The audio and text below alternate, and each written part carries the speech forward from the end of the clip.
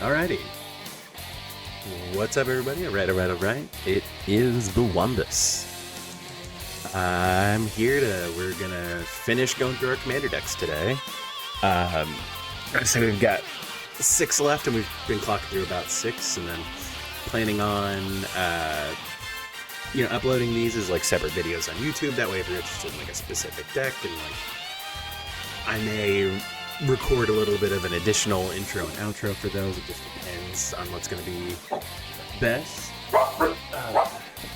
Dogs are barking, freaking out as usual. But yeah, we're going to jump right into it.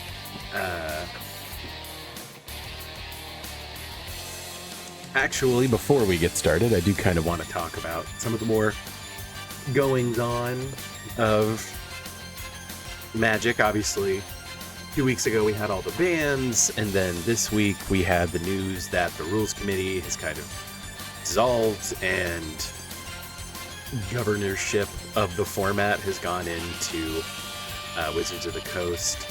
I will admit I'm not the hugest fan of, like, the idea of having, like, brackets to determine power level, because as you've seen through me talking about most of my decks, I like to play big, strong, powerful cards in dumb decks with a really unfocused point. So, I made the joke last night when I was playing Magic that all of my decks are just going to be bracket 4 no matter what. So, that'll be the going meme, I guess, for a little while. But, I'm also trying something a little different with the music in the background today. Gonna try some just random video game music to see what's going on there. But, if you're with me for the ride, drop a follow, join me in chat. I'm gonna answer some questions and just kind of talk about my Magic decks and just have a good time. Like I said, let's not bicker and argue over who ruined who or anything like that. I mean, one way or another, still play Magic because I love playing Magic. No matter who's in control of it. And yeah, so we're going to look at what is definitely going to be a bracket 4 deck. But my Judith Rakdos Storm. So, again, this is very in line with, Storm, you usually think like red-blue. And I wanted to do Storm in a different way. Admittedly, like I said, Kaikar is my favorite deck, so having a creature that specifically puts out tokens whenever you cast instants or sorceries was right up my alley. And there are plenty of cantrips in red, so... but specifically, Judith Carnage Connoisseur. I didn't necessarily mean to, but I ended up building 2 decks out of Murders at Karlov Manor just because the 2 decks I wanted to build really, like, stuck out to me, and then I bought one of the Commander Precons. So, like, even though I would say that was, like, the weakest set of the year, I built the most decks around it. That being said, this deck actually used to be something else, and Judith was just better than what I was currently doing. So it's not that I built this whole deck because I saw Judith and wanted to build a brand new deck. It's just that Judith was a strict upgrade to the commander I was running. I want to say it was Torwaki the Younger. He shocks stuff when you cast instants and sorceries, and then he has other text on him, but that was really the only reason I was using him. So Judith is just much better at that. Obviously, making a 2/2 that when it dies, it deals 2 damage to everybody is really good. And obviously, the giving your spells Death Touch and Lifelink is insane. So, we will talk about some of that. Blasphemous Act, obviously being a very strong card with Judas. Giving this thing Lifelink is insane. Like, you're guaranteed to gain, like, at minimum 13, and, like, that would be if you paid 8 mana for this and only had Judith out, which is stupid. So, insanely good. Toxic Deluge, I've said many times, like, it just goes in every black deck. And so, like I said, this is a Storm deck. So there are going to be a lot of 1 mana things that draw you a card. Or, I mean, in some cases 2 mana, just because I put them under cantrip. But, like, the classics are here, like Aphotic and Crimson Wisps. You know, they make a creature gain a keyword, become a certain color, and then you draw a card, but they're both at instant speed. I really like Cling to Dust. I mean, I'm never trying to exile a creature. I'm, like, gaining 3 life. Like, I'm always trying to draw a card. But, you know, sometimes exiling what someone's planning to reanimate is really strong. I like the flexibility of Cling to Dust, and being able to recast it from your yard is just really solid. Although, admittedly, and you'll see in a moment, we don't necessarily want to be exiling a ton of instants and sorceries from our yard, so...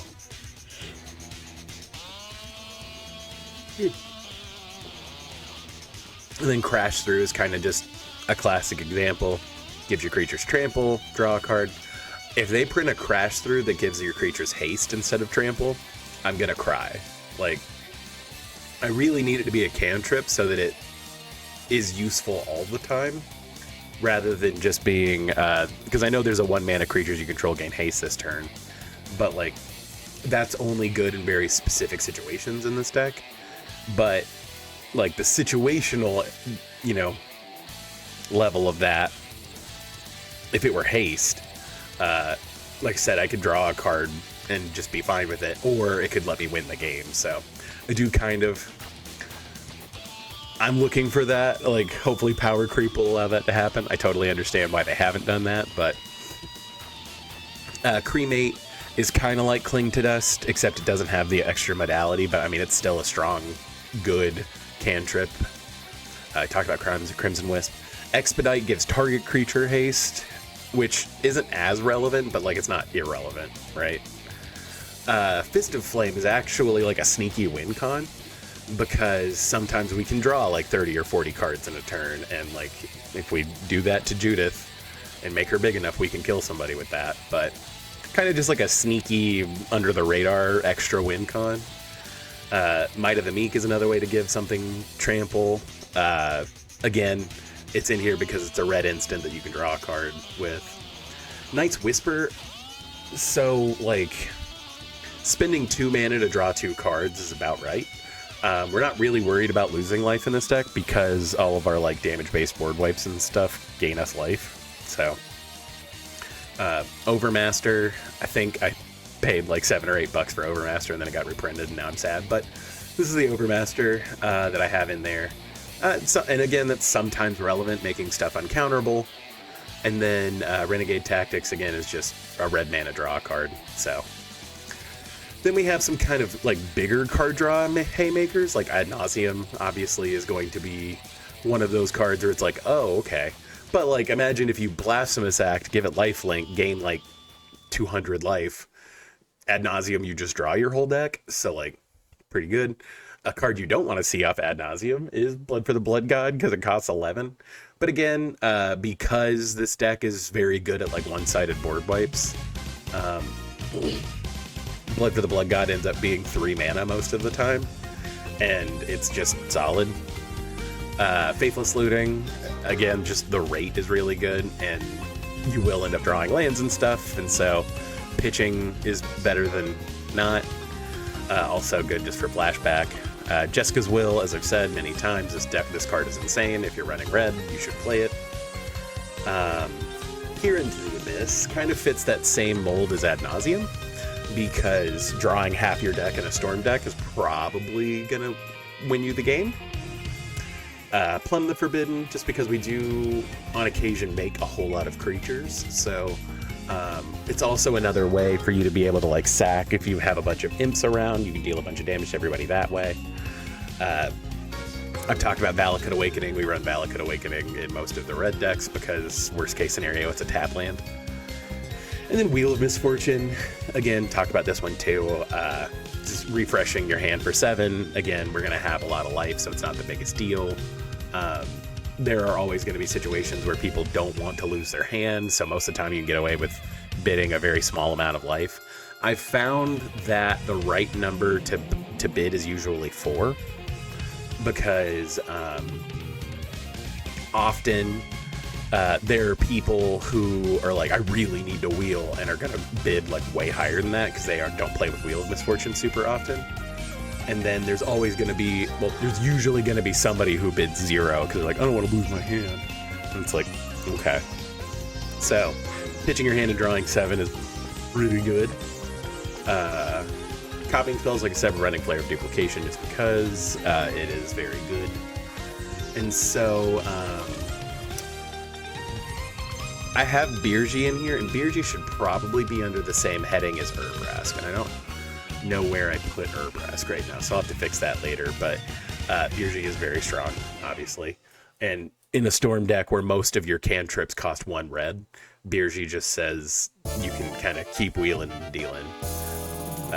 Tibble's Trickery, obviously no one expects the red-black deck to have counterspells, so Tibble's Trickery is just solid. And so we do have some just like annoying damage spells. Obviously, like Blazing Volley, Electrickery, In the Festivities, and Tectonic Hazard all deal 1 damage to each opponent and each of their creatures.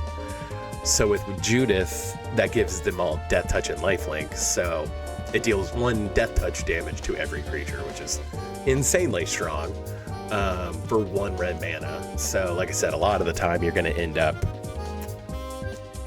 clearing your opponent's boards while maintaining yours. So super strong. We are running Spikefield Hazard. Again, like it's 1 mana, deal 1 damage, but I can give it Death Touch. And that would exile that creature, and then it flips into a land for when you need the land. This deck actually has a super low land count because it is Storm oriented. So we are trying to run as many of these as we can, and as many of the flip lands. So hence Kazul's Fury. And then like I said, it's a Storm deck, so we have Grapeshot and Tendrils of Agony, both of which say Storm, deal a bunch of damage. So obnoxious and strong cards. We do have a decent amount of stuff to get stuff back from our graveyard. Aghanim Awakening, again, is just, it's a flip card, so like, again, having that flexibility is really nice.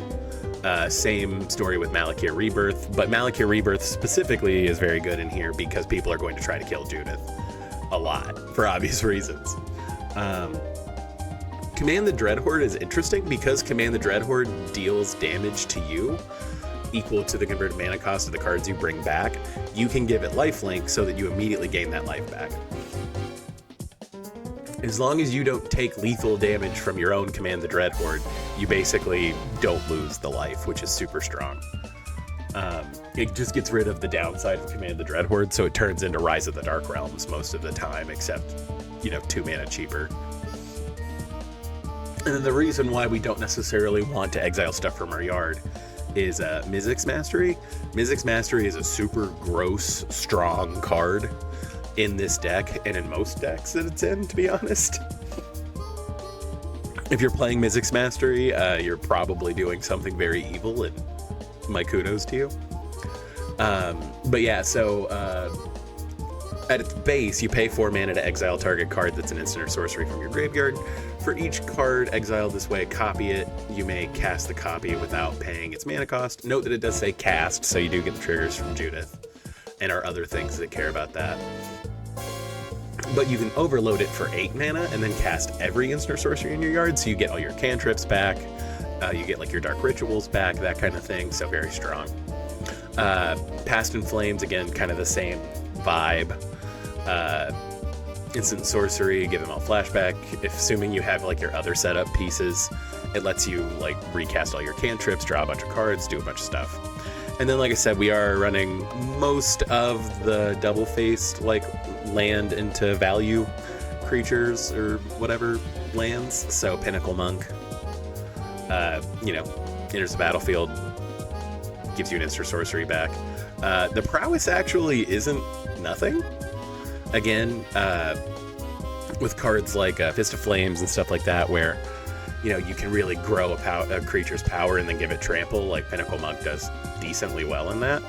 I haven't actually been able to like alpha swing with Pinnacle Monk, but I see that as a line. And so our mana lands are kind of what you'd expect. We do have an Ancient Tomb in here, which again I'm assuming is what's going to put this into bracket 4 at the very least. I think I also have Vampiric Tutor and Imperial Seal, so probably going to be a bracket 4. And I think whenever we get to the end, I'll probably talk a little bit more about how I would handle the bracket situation. Just because, like, I do have some ideas that would be beneficial, right? So, like I said, kind of what you'd expect as far as, like, the land suite. I've just got a bunch of duels. I did try to put, like, creepy, evil-looking basics in here, so... you know, we went hard, as hard as we could. But yeah, if you'll notice, like, it's only 21 mana lands. So, we are running, like, Deflecting SWAT and that kind of stuff, just because, worst case scenario, it's a free 2/2 for us if we have our commander out. So, as far as ramp goes, like I said, we've got a lot of 2 mana rocks just because, like, that's the value. This deck was hit by losing Mana Crypt and Dockside, so... but Arcane Signet, Cold Steel Heart, Felwar, Rakdos, you know, just the general offenders, but then, like, some sneaky stuff like Relic of Legends, because most of our, like, combo-y, I mean, like, air quotes combo, a lot of the, like, setup stuff we have is legendary creatures, so Relic of Legends can often be, like, 3 mana, tap it to produce a mana, and then tap 2 other creatures, and you basically got it back for free. And then Stormkiln Artist, I think, is kind of self-explanatory. Anytime you cast an instant or sorcery, you make an artifact. Also, he gets big based on the number of artifacts you control, and again, we kind of talked about giving our stuff trample and being able to swing in with it. But obviously, he's in here for the Magecraft ability. He kind of fills the same... He kind of fills the same spot as Birgi or Urbrask, but better because the treasures can tap for anything, and we do obviously have black in this deck. Strike It Rich just makes a treasure, so, like, it buys itself back, so you end up using it for free. It's also a way, you know, if you cast it, and it'll let you cast Judith a turn early, so, like, it is just very strong. Like I said, kind of usual offenders. And so as far as removal goes, like I said, we are running most of the creatures that flip into lands. Boggart Trawler obviously is just Bojuka Bog, but on a creature, and then you flip it. Again, we have Chaos Warp and Wild Magic Surge. I don't think anyone's shocked. And then, like, damage-based board wipes, so, like, Earthquake and Roiling Earthquake. And then I've talked a little bit about, like, Shatter Skull Smashing. Again, for the same reasons that, like, other damage-based removal is very strong in this deck. Giving it Death Touch and Lifelink just means that we could gain a bunch of life out of nowhere. And then Hagra Mauling. Admittedly, this should be Felva Profane, but they were kind of pricey. And I actually just had a foil full art of Hagra Mauling, so...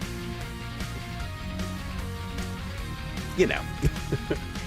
And so, these 3 cards kind of go together. Again, our commander specifically creates 2/2s whenever you cast an instant or sorcery, but, like, Phyrexian Altar with that means you're dealing 2 damage every spell you cast, and you're, you know, getting the mana back to be able to do more things. And so, like, Sedgemoor Witch and Young Pyromancer are just kind of in here to be duplicate effects of what Judith can do. Obviously, like, they both do, like, Young Pyromancer comes down super early, and Sedgemoor Witch kind of gives you a way to gain life with that, so super good. Like I said, this deck is probably going to be bracket 4 because it runs Demonic Tutor, Imperial Seal, Vampiric Tutor, and Witchclaw Talisman. But I think all of the cards in this tier that I have them sorted into are going to be bracket 4 anyway, so... And then, like I said, our utility land package is pretty slim. It's just trying to take lands out of the deck. Because, like I said, we are really concerned about drawing ways to draw more cards, not lands.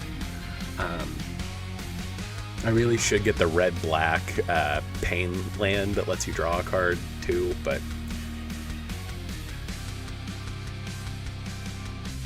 I don't have one, so that's how it is. Okay, so I did put Urbrask in value, which I guess tracks. But, Ashling, I haven't actually gotten to resolve Ashling yet, and that's kind of a bummer, but I love her ability. Like, again, Whenever you cast instant or sorcery, draw a card, discard a card. Again, that lets us kind of fill our yard a little bit to set up for like Mizzix Mastery and stuff like that. It lets us keep churning, discard lands that we can't play at the moment. And so it is just like a strong card.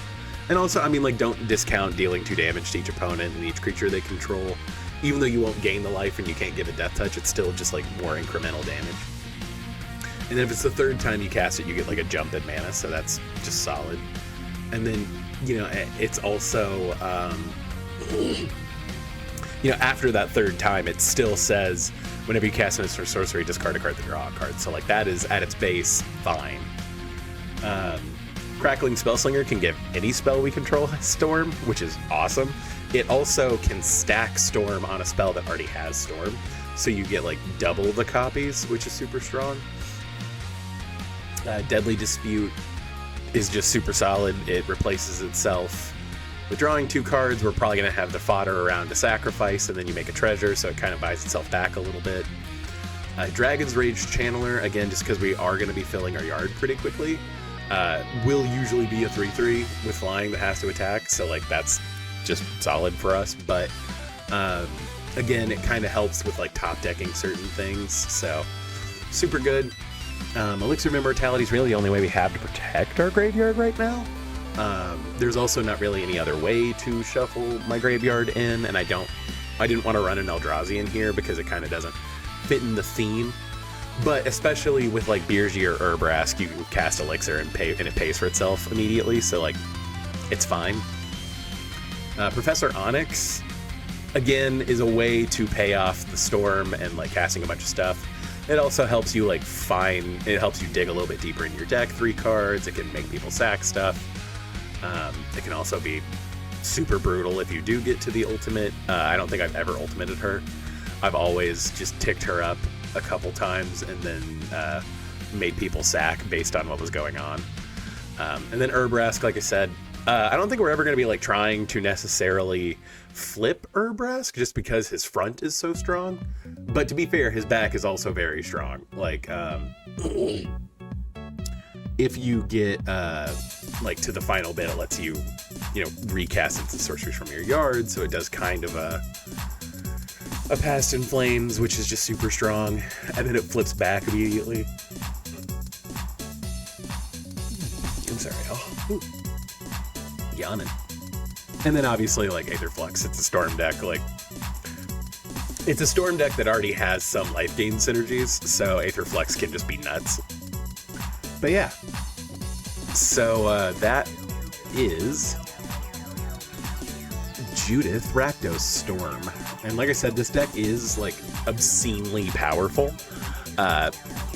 Again, I think any deck that consistently do one-sided board wipes is going to be very strong, and Judith just has that ability. So usually the way to stop this deck is just remove Judith a lot, because she's too expensive to play. I can't...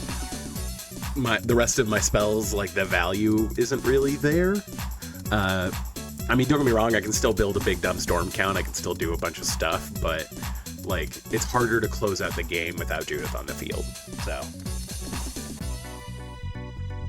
Not impossible, just harder to do.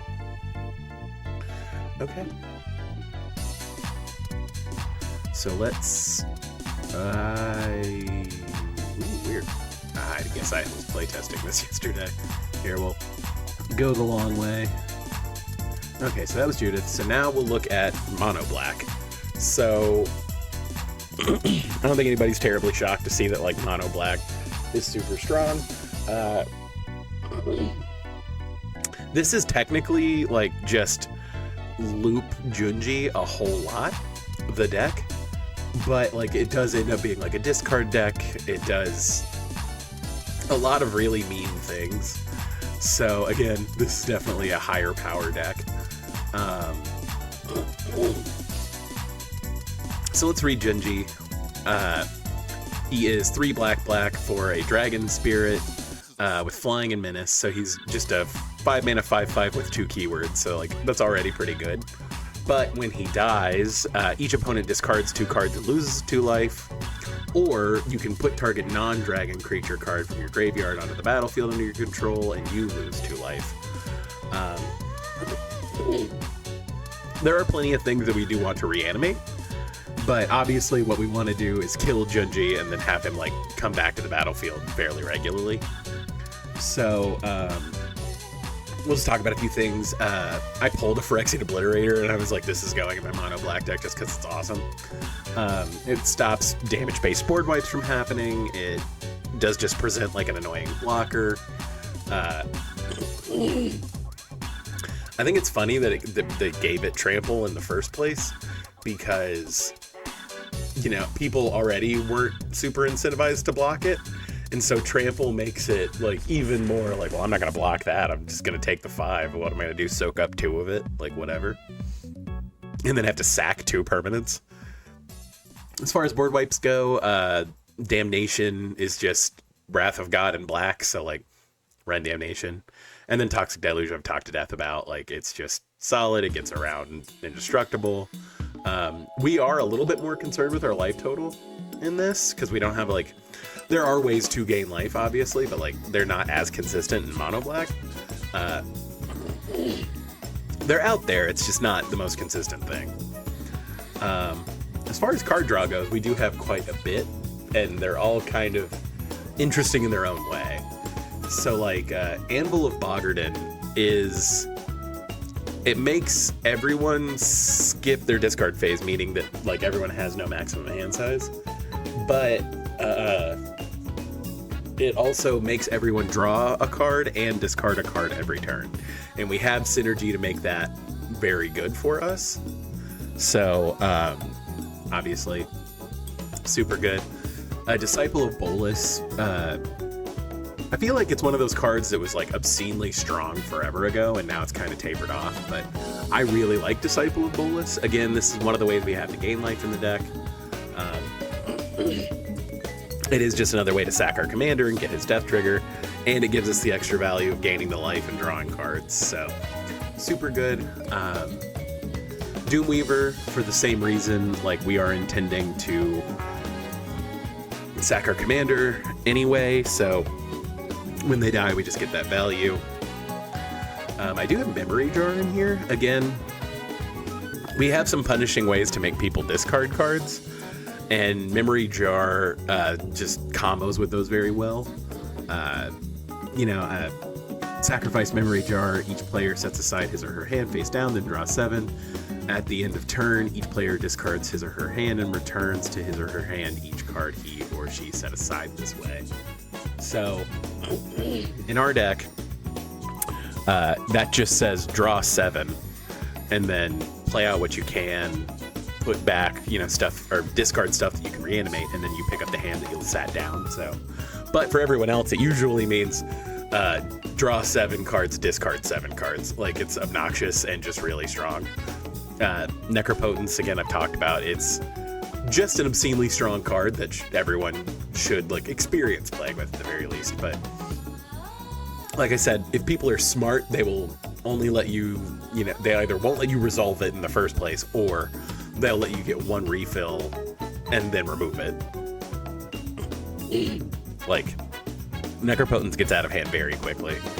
Phyrexian Arena, again, same logic that Necropotence gets out of hand. This is a strictly worse Necropotence, and we still use it. You just need the card draw, and, paying a life and drawing a card on your upkeep is fine. As shown by Saison, who makes you draw 2 cards and lose 2 life. So the reason why I have, Saison in here is because we don't actually want people to run out of cards in their hand to discard to Junji's ability, because we can reanimate stuff out of other people's yards. So there's that, but also with all the other synergies we have for discard, it actually does become relevant that people do have some cards in their hand. Not a lot, but some. And then, so Tiny Bones, again, anytime an opponent discards a card during a turn, you draw a card and lose a life during the end step. With Anvil of Bogarden, it basically says you draw a card and you lose a life each player's turn, or each opponent's turn anyway. And then, you know, again, if we do get to the point where our opponents have no cards in hand, then we can kind of pay down with Tiny Bones.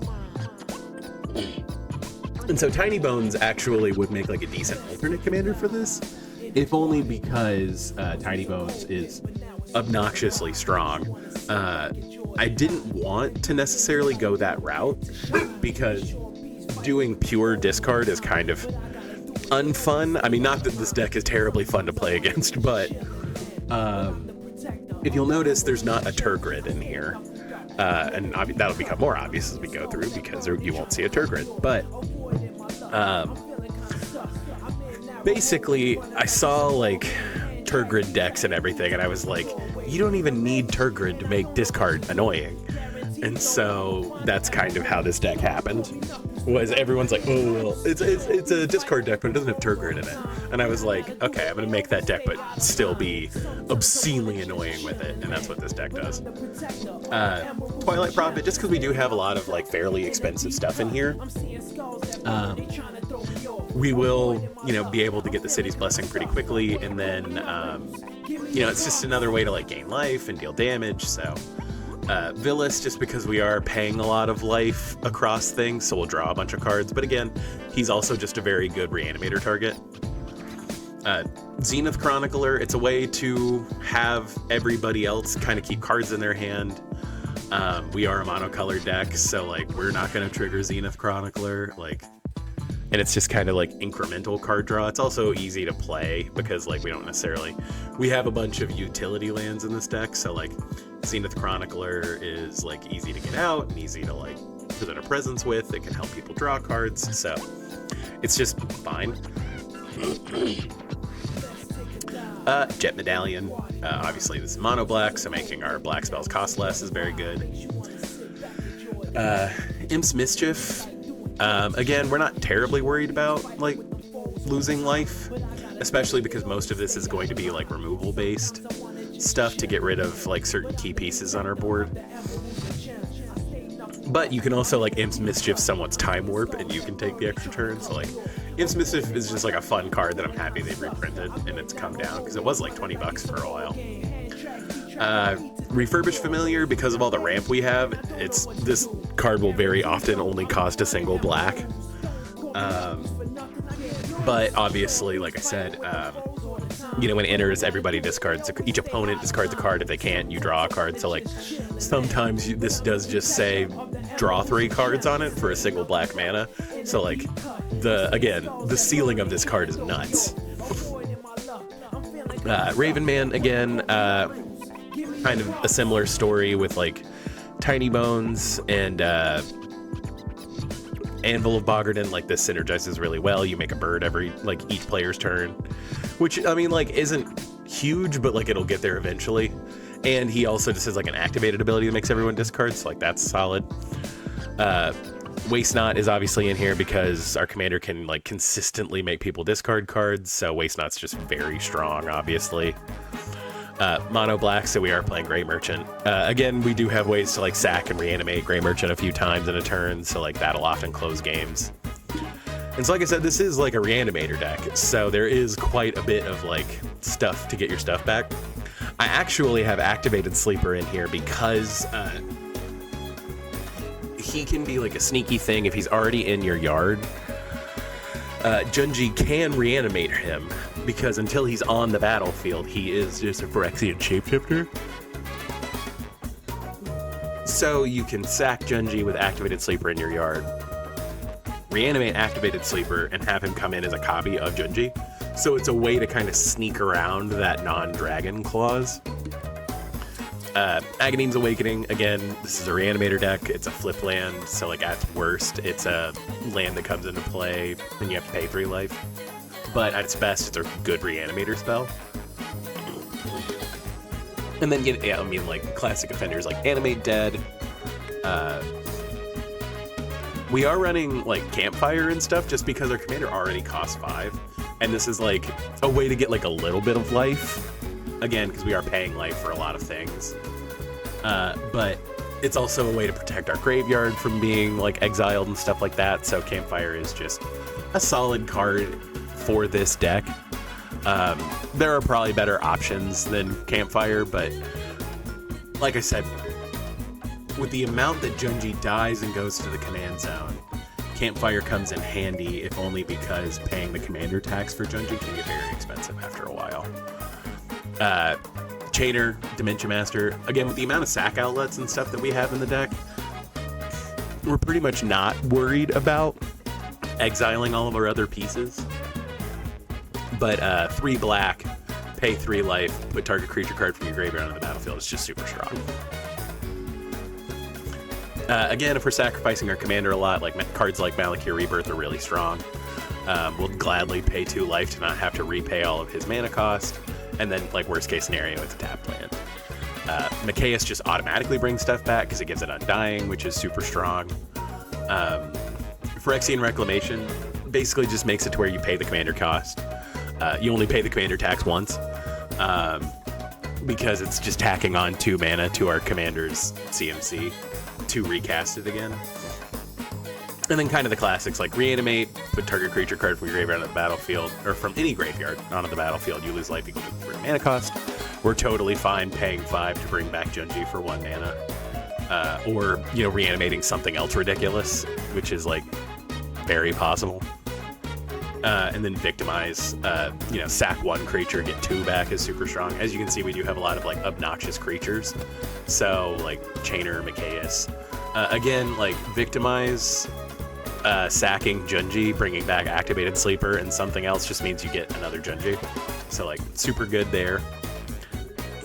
And so again, I think this is kind of what you'd expect. Because we've got like Urborg and Cabal Coffers because this is mono black.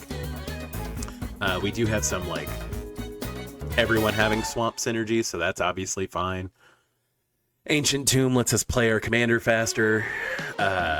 Cabal Stronghold. I mean, we have 19 swamps in the deck, so it's not unfeasible that we'd get to the point where we can, you know, tap profitably with Cabal Stronghold. It's honestly just, I had one, and like I was like, if this is going anywhere, it's going in the mono black deck. Like I said, I do just really like Everglades and like this kind of card. And then Guildless Commons is a bounce land for, like I said, we do have a few things that are land that we can play as lands and then bounce them later. So like that's why we have Guildless Commons. And then like I said, we are trying to ramp pretty hard. Again, because we want to cast Junji as quickly as possible and start thinning people's hands. So Arcane Signet, Burnished Heart, kind of. This could probably be replaced with something else. But it is nice because you can reanimate it and then sack it to get more lands and kind of keep that loop going. I think that's why I have it in here over Navigation Orb. But Charcoal Diamond just taps for a black. Dark Ritual. So this is a really cool art of Dark Ritual that I just really like. But obviously, Dark Ritual on turn 3 just means we can cast our commander on turn 3. Or, you know, if we have Soul Ring or anything like that, like turn 2, like it's obnoxious and very powerful. Like Ancient Tomb turn 1, turn 2, Swamp, Dark Ritual, tap Ancient Tomb, take 2 life, play Junji on turn 2 is very strong.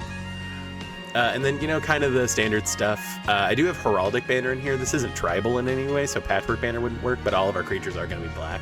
So Heraldic Banner. Liquimetal Torque. I think this is just in here because it's a 2-mana rock. I don't really have ways to interact with artifacts. Mind Stone, Soul Ring. Solemn, again, because we can like loop and reanimate him. And then Worn Power Stone is a way just to get Junji out faster. I do think I took out Mana Crypt from here for Worm Power Stone, if I recall. It was either that or it was Liquimetal Torque. I can't remember. But as far as removal goes, like I said, we are running Boggart Trawler. Again, it's a creature that flips into a land, and it's Pajuka Bog, and I don't think we have Living Death in here, but you know, there are a ton of ways to bring stuff back, so we do want to kind of curb our opponents from doing that. Deadly Rollick, obviously, in a mono black deck, and my commander it's just super strong. Feed the Swarm. It's like the only way to really interact with enchantments in the deck, so you kind of you take what you get with that. And so as far as sack outlets go, we do have a lot because, again, we are kind of aiming to sack our commander and do stuff with his ability and then bring him back and keep going. So Altar of Dementia is obviously good because we can mill ourselves and put more reanimator targets into the graveyard with Junji's ability. Ashdod's Altar obviously pays like 2 of the commander attacks for Genji unless it's free casting. Carrying Feeder is just a cheap way to get he's just a 1-mana sack outlet, like he's fine. So Illuminor Xeris and Sacrifice both do the same thing. Obviously Illuminor Xeris, you can do it over and over and over again because he's on a stick, but they both sacrifice a creature and then add black equal to the sacrifice creature's mana value. Again, this obviously just lets you recast Junji very cheaply, but super strong. This is probably like one of my favorite, just like goofy include cards, but Sloppity Bile Piper. Just love saying the name. But paying 2, sacking a creature, and the next creature spell you cast this turn has Cascade. Just getting stuff for free. I love Cascade, and giving Junji Cascade means we can get, one of our other lovely evil things out for free. And then obviously like the classic Viscera Seer, just 1-mana sack a creature, scry 1. To be honest, we're probably not going to be sacking a ton of creatures all at once. We're usually only going to be like scrying 1 or 2, but he's a cheap sack outlet. And he's really easy to like get into your yard and then loop him back out with Junji to be able to do other things. So we are running like Painful Quandary. This card is just brutal to play against. I really love Painful Quandary. I remember playing back in like Scars of Mirrodin and this card being like a menace. And then yeah, we do have a Shieldred the Apocalypse because we are the scum of the earth, and we do have a lot of ways to like force draws. So it can really rack up the damage on people. It can really get us to gain a bunch of life. So yeah, Shieldred slipped really well into here. And to be honest, again, Shieldred could be a decent like alternate commander for this deck. And so again, we are tutoring a lot. Obviously, like Demonic, Diabolic Intent, being able to sack a creature to tutors, super good with our commander.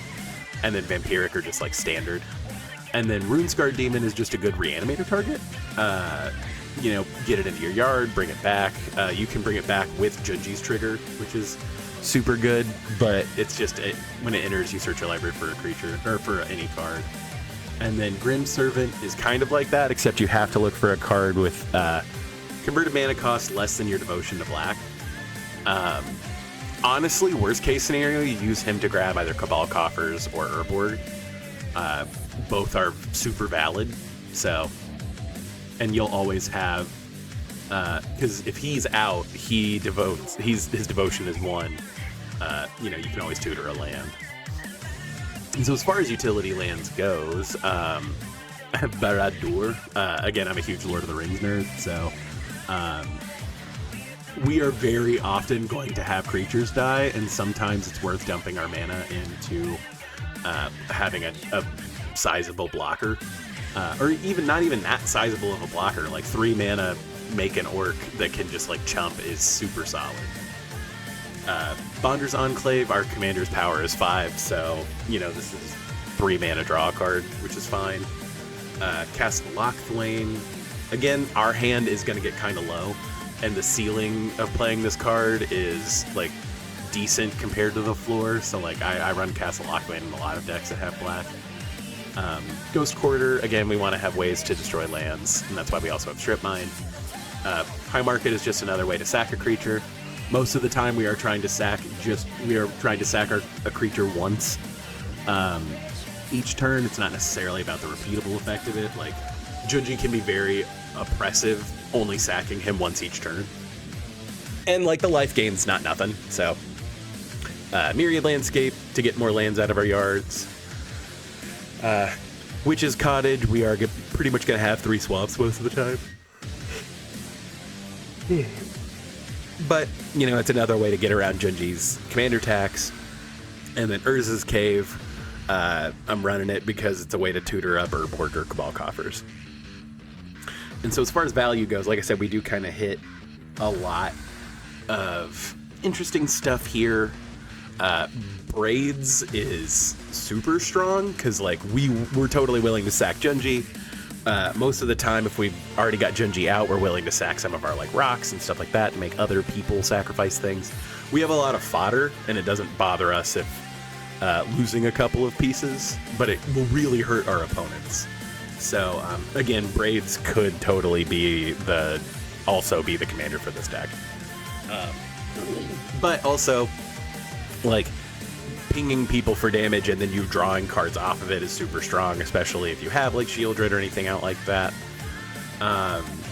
Dread Presence, we're playing mono black. We have 19 swamps. We're probably going to get this trigger at least a few times. Again, just a way to get, like, you can gain life with this, but it's really just card draw. Elixir of Immortality, like I said, and as I mentioned with a few of my other decks, you kind of need the graveyard protection in this just because, like, there are scavenger grounds there. Like, there's stuff to get around you trying to reanimate, and sometimes it's better to shuffle your graveyard in than it is to lose it entirely. Liliana Vest kind of just does everything we want to do. It makes someone discard a card. It could make you discard a card so that you can discard a card to reanimate, which is super good, but usually it's going to target someone else. She also searches your library and puts a card on top. We do have a lot of like sneaky ways to just like draw one card, so... and then obviously her -8, if we're making everybody discard their cards all the time and they don't have anything in their hands, her -8 is just Rise of the Dark Realms, so super strong. So Lithoform Engine is like a very situational but very powerful card, because when Junji dies, it's a triggered ability. We get a copy of it. We can make everybody discard 4 cards and lose 4 life, which is, brutal to begin with. But we do have a lot of like payoff instants and sorceries, and then if we have the mana for it and we aren't planning on sacrificing Junji, or we don't have another way to sacrifice Junji, we can copy target permanent spell for 4, and then because of the legend rule, we'd sack the copy. So there's that too. And then like Whip of Erebos, again, sometimes just giving your creatures lifelink is very good. We are very okay with whipping Junji, so... But yeah, so obviously, like I said, this deck is brutal. Like, it's oppressive, it's very strong. I don't play it terribly often. I think the last time I played this deck, everyone sat down with a mono black deck, and we were like, okay, we all know what we're getting into, because this is mono black, this is gonna be rough. And then everyone else was like, yours is the strongest one. And I was like, yeah, sorry. Just because, like, this deck consistently gets Junji out at least on turn 4, if not sooner. And then, like I said, just starts stripping people's hands away. And then once nobody has hands to be able to answer my stuff, I then immediately start, like, reanimating and building my board. And, like, just the card advantage of... the card draw that I have, the ability to get around things, like, Junji's really powerful. So, I love this deck. I don't think I'm going to take it apart because I'm really proud of it. It's just really brutal, and I have to be very careful about the tables I sit down with it at. But yeah, that's Junji. Let's go ahead and sort these back the way that I like them sorted. I need to do that with Judith as well. Yeah. It's easier to talk about decks and types and tags, but when I'm looking to like replace a card or swap something out, it's easier just to have them sorted by type. Okay. So after Junji is what is quite literally my favorite Magic deck. I love Kaikar so much. And this deck has been through a lot of iterations. When I first built Kaikar, I think like most people, you start building a deck and you're like, I'm just going to build it out of cards that I have laying around. It'll be fine. And then it's fun. And then you start thinking about it and you're like, oh, this card would be super good in there. And then you pick up a couple cards here and there. Like, the art I have of Kaikar is the pre-release one, and that is when I got Kaikar. So I've had this deck together for over 5 years, and in that time it has changed from being a janky thing I put together with stuff I had laying around to a relatively strong deck that had some like infinite turn combos, infinite damage combos, to a full-blown CEDH deck to where it is now. I tuned it down from being an EDH deck, a CEDH deck. I took all of the combo pieces out of it, and it's still obnoxiously powerful. Like, super duper strong. I played this last night, and admittedly the only reason I died when I did was because I let some damage through that I shouldn't have earlier in the game. And that was kind of on me. And I also whiffed like 4 draws in a row where I only saw lands because I had like an 8 land thick pocket in my deck. And it was really unfortunate. Literally, if I had found 1 instant in the whole stack, and this deck runs a lot of instants, I would have been fine, but that is not how the cookie crumbled yesterday. But I always love playing Kaikar. It is probably my most favorite archetype in Magic. I love Spellslinger. I love just being goofy with it. Yes, this deck did get hit pretty hard by having Jeweled Lotus, Mana Crypt, and Dockside Extortionist banned. Admittedly, before Dockside was banned, this deck had 3 creatures in it, counting Kaikar. And so now it has 2 creatures in it, Kaikar and Spark Devil, which I'll talk about in a minute. But, so, as far as, like, my building philosophy with this, like, whenever you cast a non-creature spell with Kaikar, you make a 1/1 white spirit, and then you can sack spirits to add red mana. The most recent version of this deck, since I've updated it again, was just everything that said whenever you cast a non-creature spell, do a thing. That included a bunch of creatures, and I think the deck was arguably worse for it. I will say there are a few cards that just absolutely hose me, and that's fine. I don't mind having a couple silver bullets against one of my strongest deck. Like, sacrificing non-token creatures, I'm gonna have to sacrifice Kaikar. Because he's really the only non-token creature I have in the deck, except for Spark Devil, like I said, so... I don't really have ways to tutor creatures, so... But, this, like I said, this deck puts out a lot of dudes really quickly. It does, like, a lot of, like, loopy card draw, produces, like, unexpected mana. I wouldn't say it produces a lot of mana out of nowhere, but it does, like, it really gets the value out of every mana you have available to you. So yeah, really the only board wipe in the deck is Blasphemous Act. I should probably fix that. There should probably be at least 1 or 2 more. But Blasphemous Act's really good, and it's hard to turn down. You know, sometimes you do just need an emergency button. I do think this deck might benefit from having like a Vanquish the Horde, or even like Farewell. I mean, just because sometimes you really need to solve problems. And like I said, last night was a game like that. But like, again, I kind of don't mind having a silver bullet for my best deck. Like, I think a lot of the time, especially with my deck building philosophy, I'll get really hung up on being like, I need to make sure that all the holes are plugged. I need to make sure that I have solutions for problems that I get myself into. And I end up getting a little too lost in the sauce of building in answers rather than actually focusing on the main strategy. And so Kaikar is very much so a glass cannon. Like, I'm going to try to do the thing, and if I can't do the thing, I'm going to die. Like, that's it. And I think that's fine. Like, this deck doesn't necessarily need a lot of board wipes because usually a board wipe needs to happen because of me. But like I said, Blasphemous Act is certainly fine. So we do have a lot of card draw. Obviously, that's going to be super necessary when, you know, we're running a lot of spells where the whole point is to kind of cast spells over and over again to make dudes. So, as far as that goes, like, Caretaker's Talent is like an unexpectedly good card in this deck. It works really well at every level. Obviously, the first level, like, we do run a lot of instants, so we're going to be drawing cards, usually, and like some of the time on other people's turns. So it's just super good.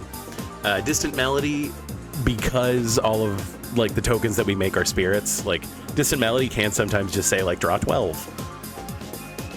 I'm happy I didn't draw it last night. I don't think I had more than 4 or 5 spirits ever. But again, that just happened to be the cycle of the game we were playing. It's, you know, the RNG of it. Echo of Eons. I've talked a little bit about Echo of Eons. It is, again, probably one of my favorite cards.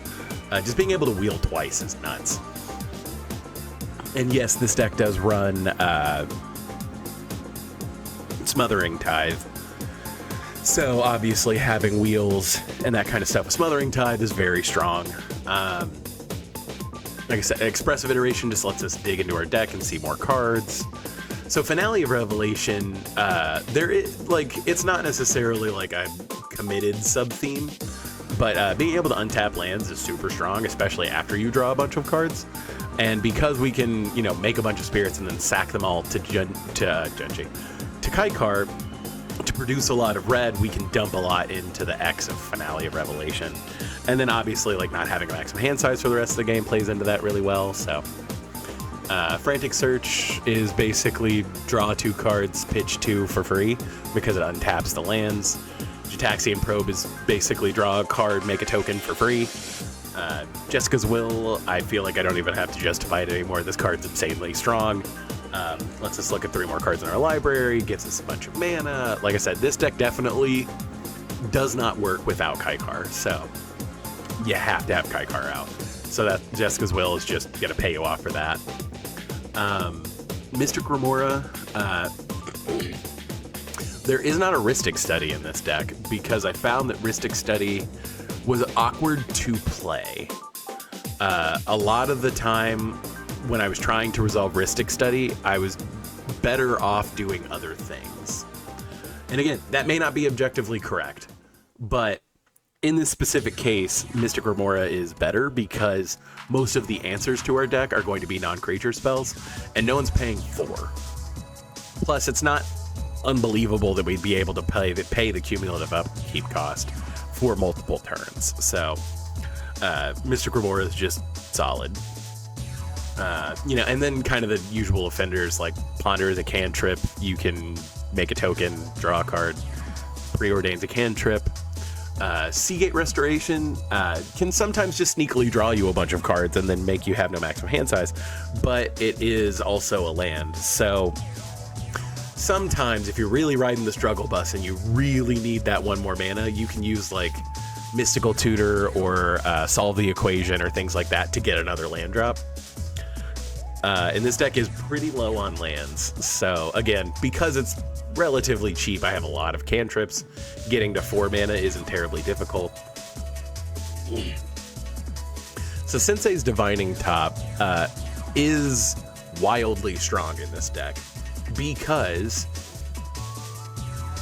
you know, you look at the top 3 cards of your library and then put them back in any order. That just kind of helps you filter through your draws. But it basically says make a token you're guaranteed to make at least 1 token every turn. Because you can tap Divining Top, draw the top card of your library you're going to draw anyway, and then, you know, for whatever draw effect you had, draw Divining Top, cast it again. It basically pays for itself with the spirit that you make. Super strong. Skull Clamp, again, goes in any deck you're making 1/1s in. Skull Clamp can just make you draw an insane amount of cards, so obviously we're running Skull Clamp. And then I am running Step Between Worlds and Wheel of Misfortune. Again, it's more wheels. Most of the time, I don't care if other people wheel or not. Honestly, if I play a wheel, it's because I need to refill my hand and I need more options. If everyone else doesn't wheel and it's just a wheel for me, it's pretty good, like, in general. Like Step Between Worlds or Wheel of Misfortune with Smothering Tithe or something like that, most of the time people aren't going to choose to wheel because you'll make a bunch of treasure and just be able to do a bunch of stuff. But you being the only one who drew 7 cards and shuffled your graveyard into your library is also super strong. So, and then Time Spiral is a wheel that untaps your lands.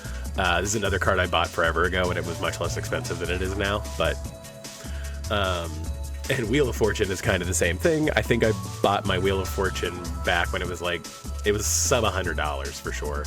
So, but, guaranteed making people shuffle their hands and graveyards into their library and drawing 7 cards. For the same reason, Echo of Eons is very strong. Like, both of these are clearly very strong. And so, like I said, I have literally one other creature in this deck, and it's Spark Double.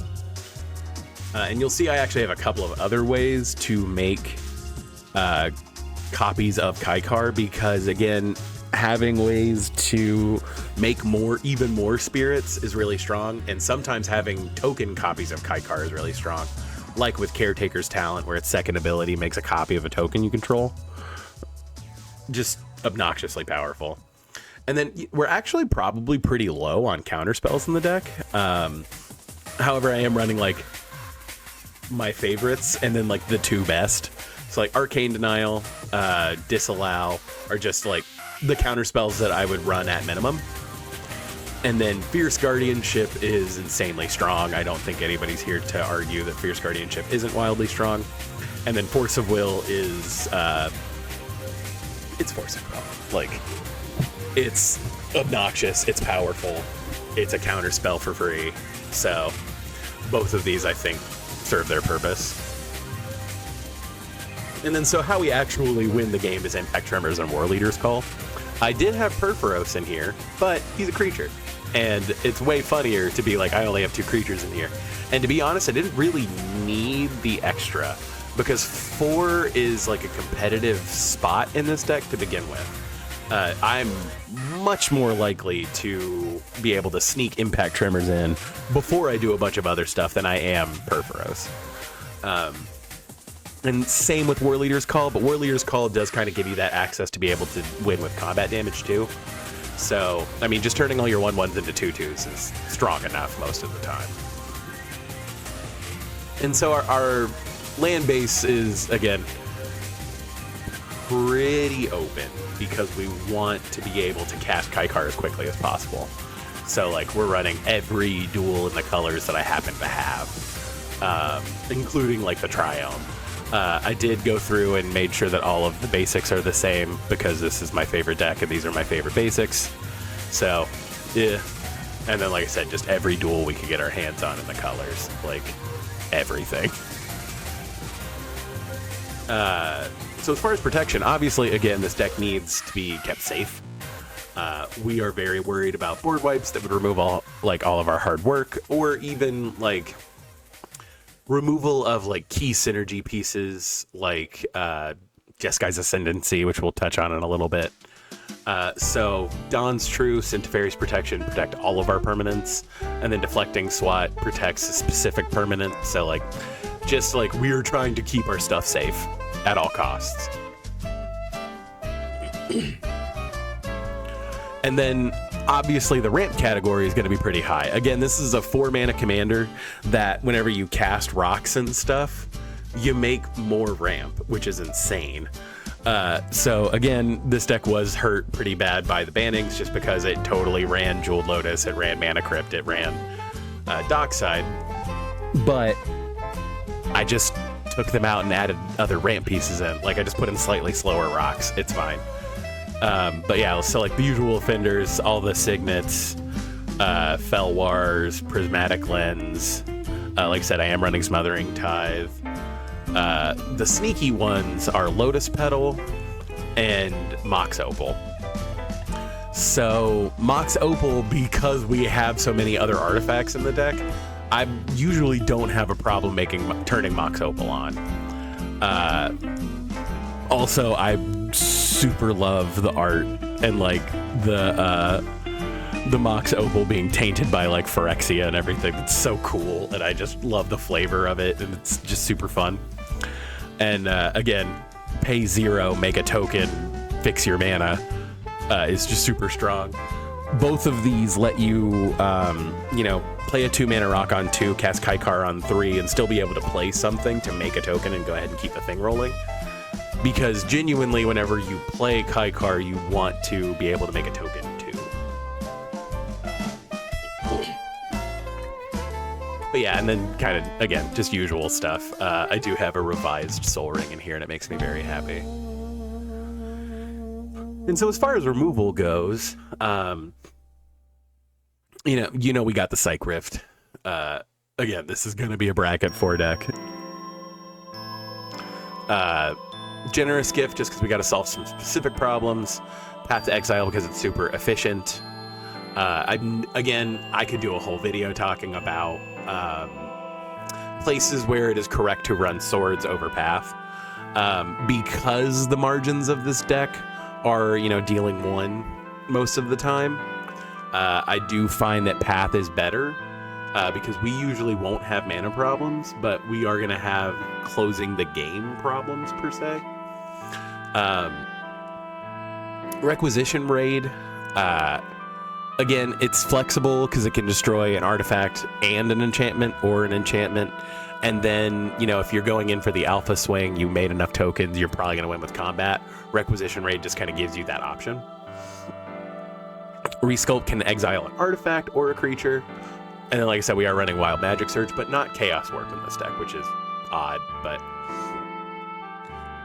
it's easier to cast Wild Magic Surge because we can just sack 2 spirits and we get the 2 red to cast Wild Magic Surge. 3 is like a really awkward place to have removal.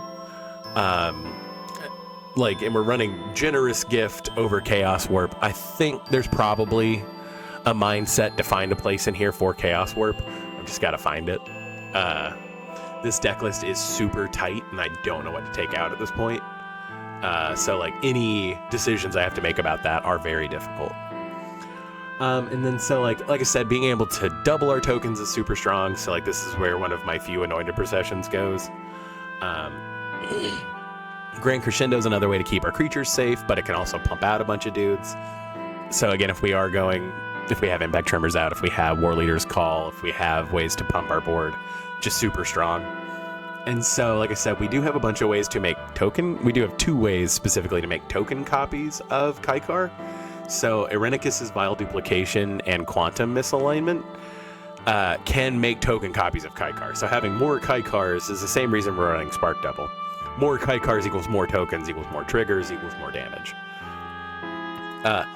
Murmuration is probably my favorite card that's ever been printed.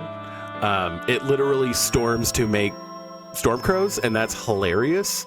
The last draft I participated in person was Unstable, which feels like it was forever ago. Like, it was pre-pandemic, obviously. And I played a blue-black control deck where the whole win con was Crowstorm. So seeing a card that does Crowstorm, but also buffs my commander and makes the crows better is insane. Like, I love this card so much. And I didn't get to cast it last night, and I had it in my hand and had to discard it, and I'm still very sad about that because I love this card so much. I used to keep a Stormcrow in my binder, like in my trade binder, as a joke, and now it's in my tokens because I can make Stormcrows, and that's super funny to me. We are running Storm Chaser's talent.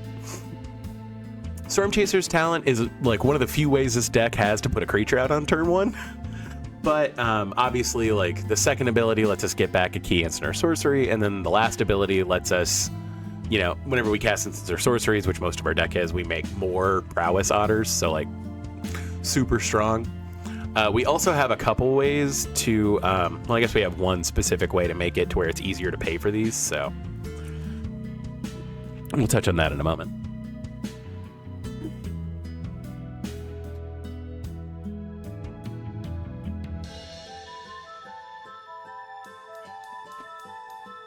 Sorry.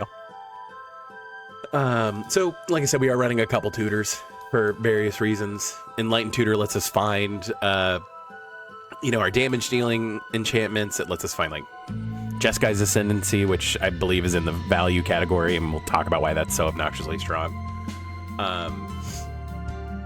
It can also help us find ramp on turn 1 if we like play a land and Lightened Tutor to be able to find like Soul Ring or something like that to be able to roll faster into the next turn.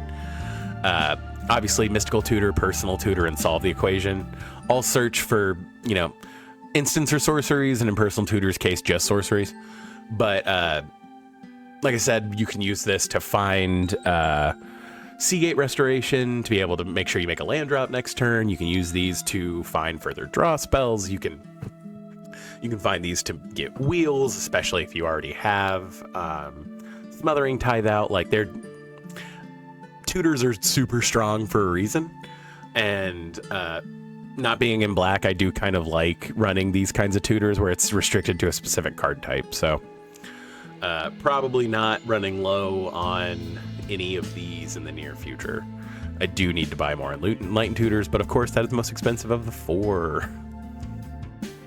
Okay, and so as far as utility lands, because a lot of our value comes from our enchantments, we are running Hall of Heliod's Generosity. Again, because we are so concerned about getting Kaikar out and having the mana for him and being able to consistently do it, it is literally the only like true taps for colorless land in the deck.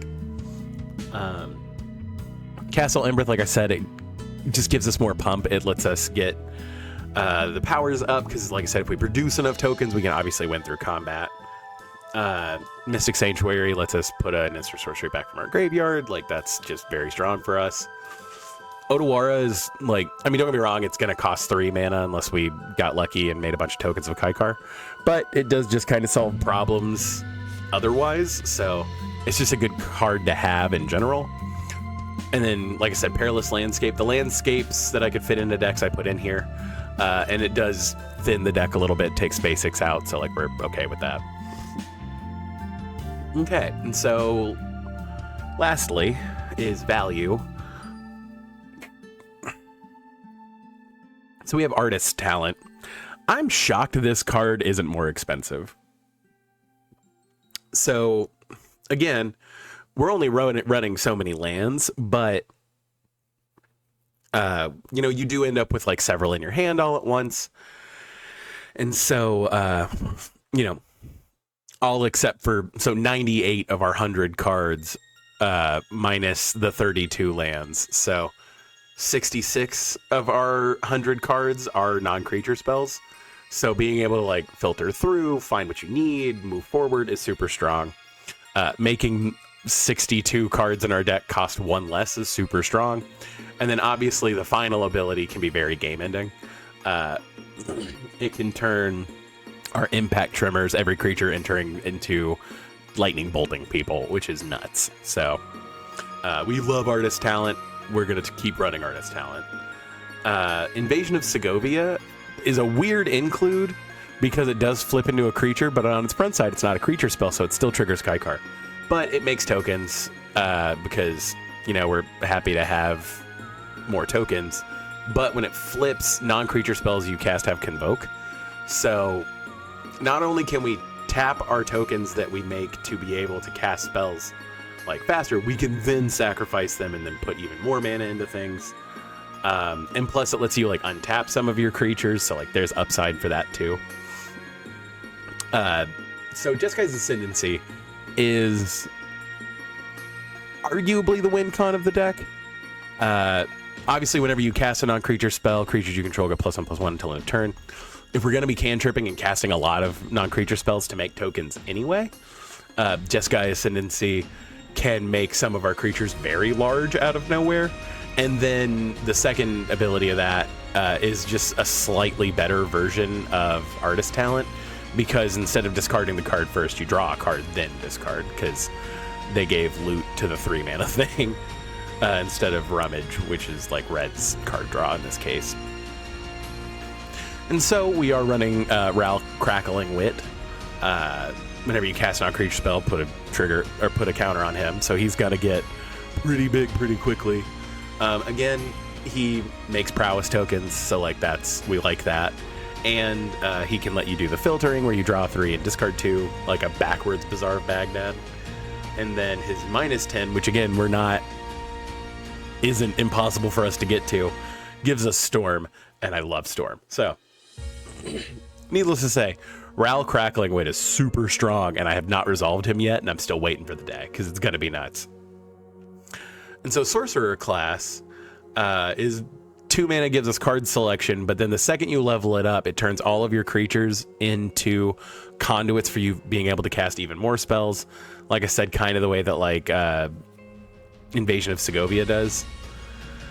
But it also can let you pay the class like level up for other things. So like being able to trigger artist talent all the way up much faster, being able to do any of our other talents much faster is super strong.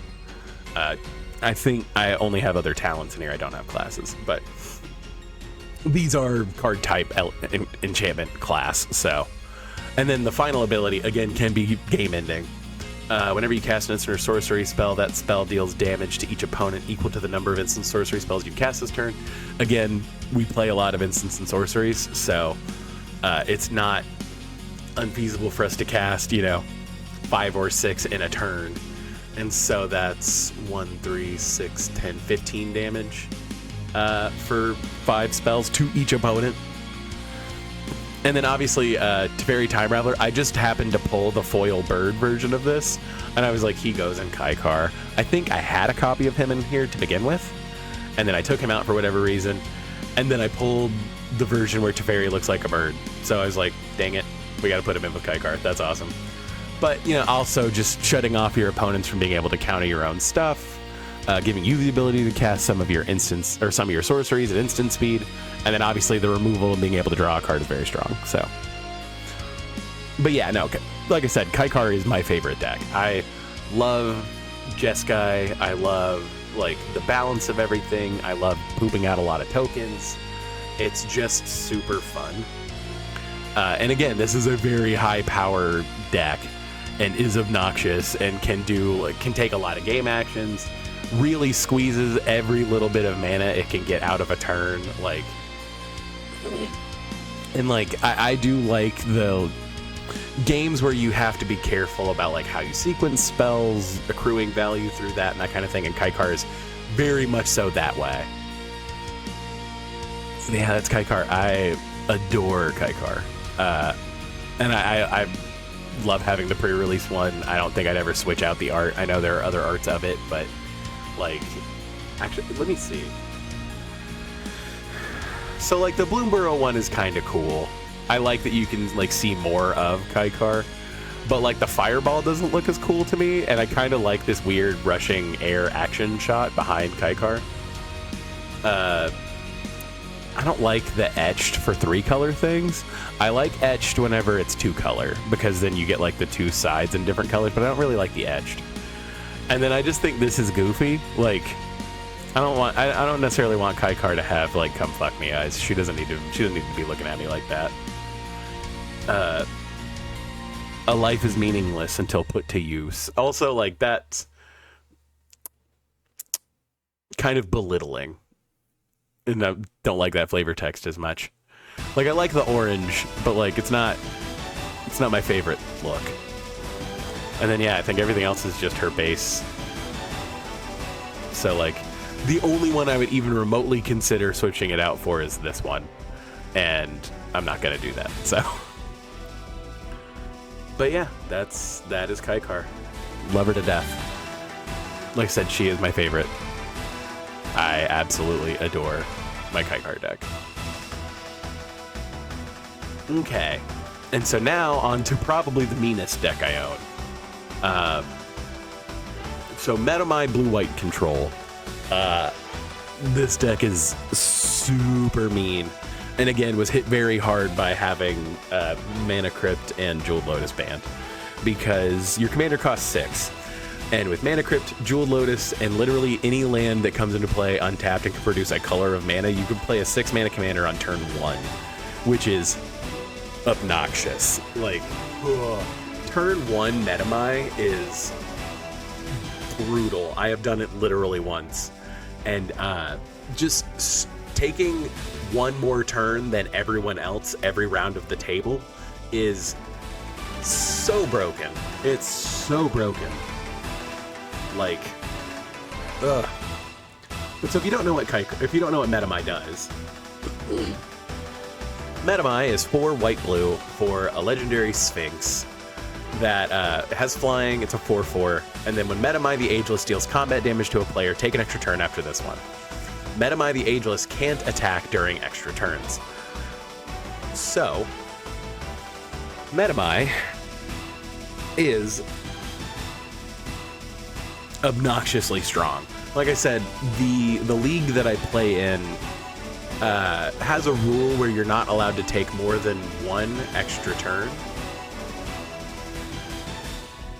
And I built this deck specifically because I was like, we're gonna have to change that. There's no way you're gonna let me keep doing this. And they have, so like, But admittedly, when I do take the extra turns with Metamai, I do try to like untap, play a land, draw, or untap, draw a card, play a land, pass. Because I don't want that second turn to be super annoying. So like Metamai really turns into like Sphinx of the Second Sun for me. And admittedly, I had Sphinx of the Second Sun in here for a very long time, but it felt kind of redundant, not additive. So, but yeah, so I genuinely made this deck as a response to people that would sign up for the Commander League and then would sit down and try to pub stomp people or be like really annoying and grindy about getting points and like hoarding points, because we do like a point system in our league where you earn them by doing certain actions in the game. And I've had this deck very often just be, cool, I recognize that you are a problem.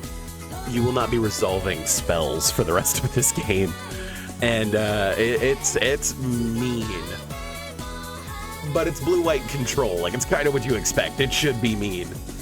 But so, as far as, like, winning the game, I mean, Metamai is kind of a Voltron deck, weirdly, because my only real win con is commander damage, because I'm going to be swinging with Metamai every turn that I'm able to, because I want to take an extra turn after this.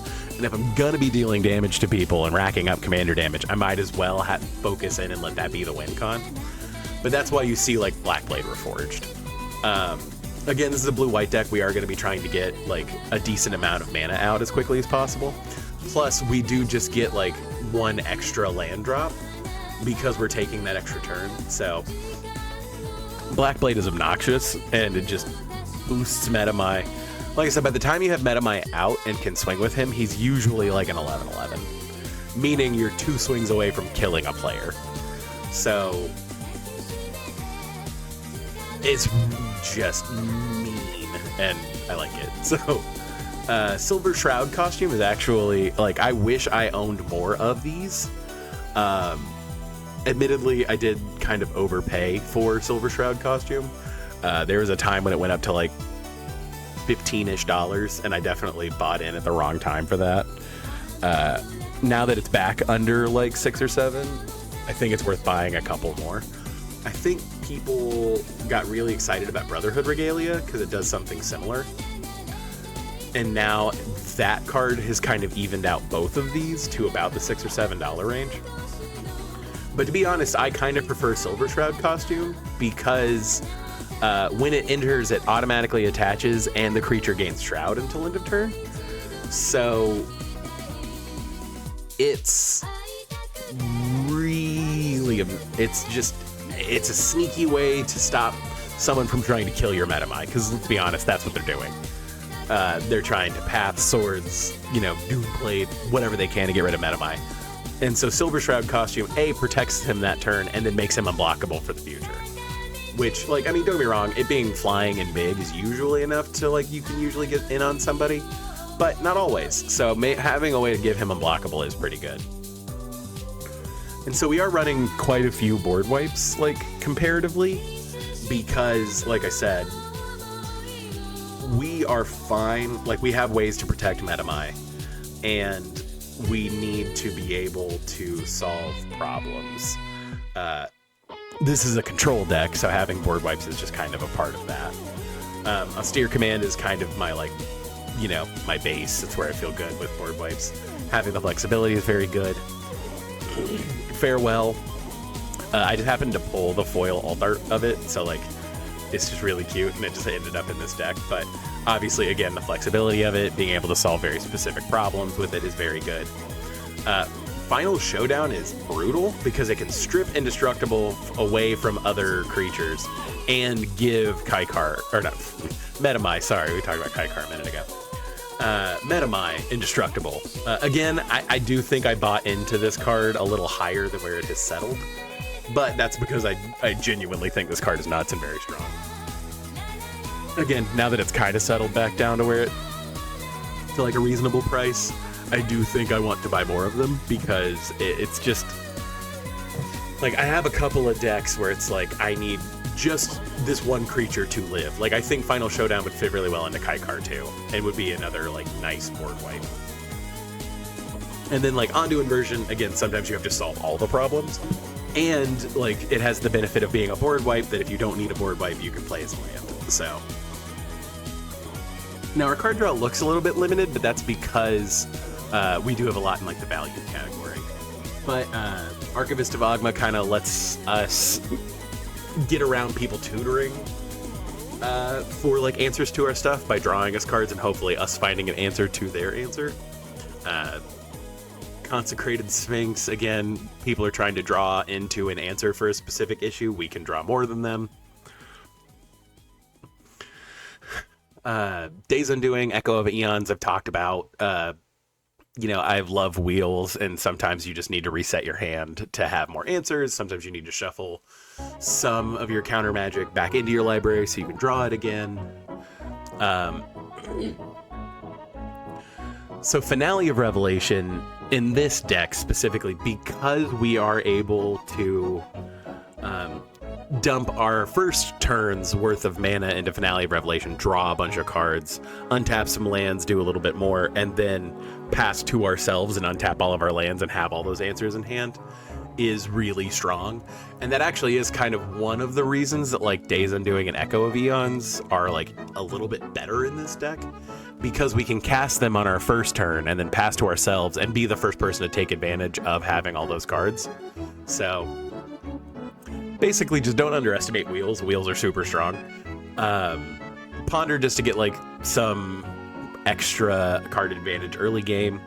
We are running Rhystic Study here because again, I see Rhystic Study more as a tax piece than I do as card draw now. And Rhystic Study is obviously good in this case because nobody wants to give the counterspell deck more cards in hand, so it like incentivizes them not to play cards. And nothing like, there is not a better counterspell than the one that you don't have to cast. So like if somebody is like, well, I can't play this Haymaker right now because I don't want him to draw a card, you basically countered that spell. You've remanded that spell at the very least. Like, it's super good. Like the politics and like table talk of Rhystic Study that are like unseen advantage is insanely strong. That's actually like a really good idea for like a video. Let's see. Sorry, y'all are gonna have to see my drive again, which is janky and weird.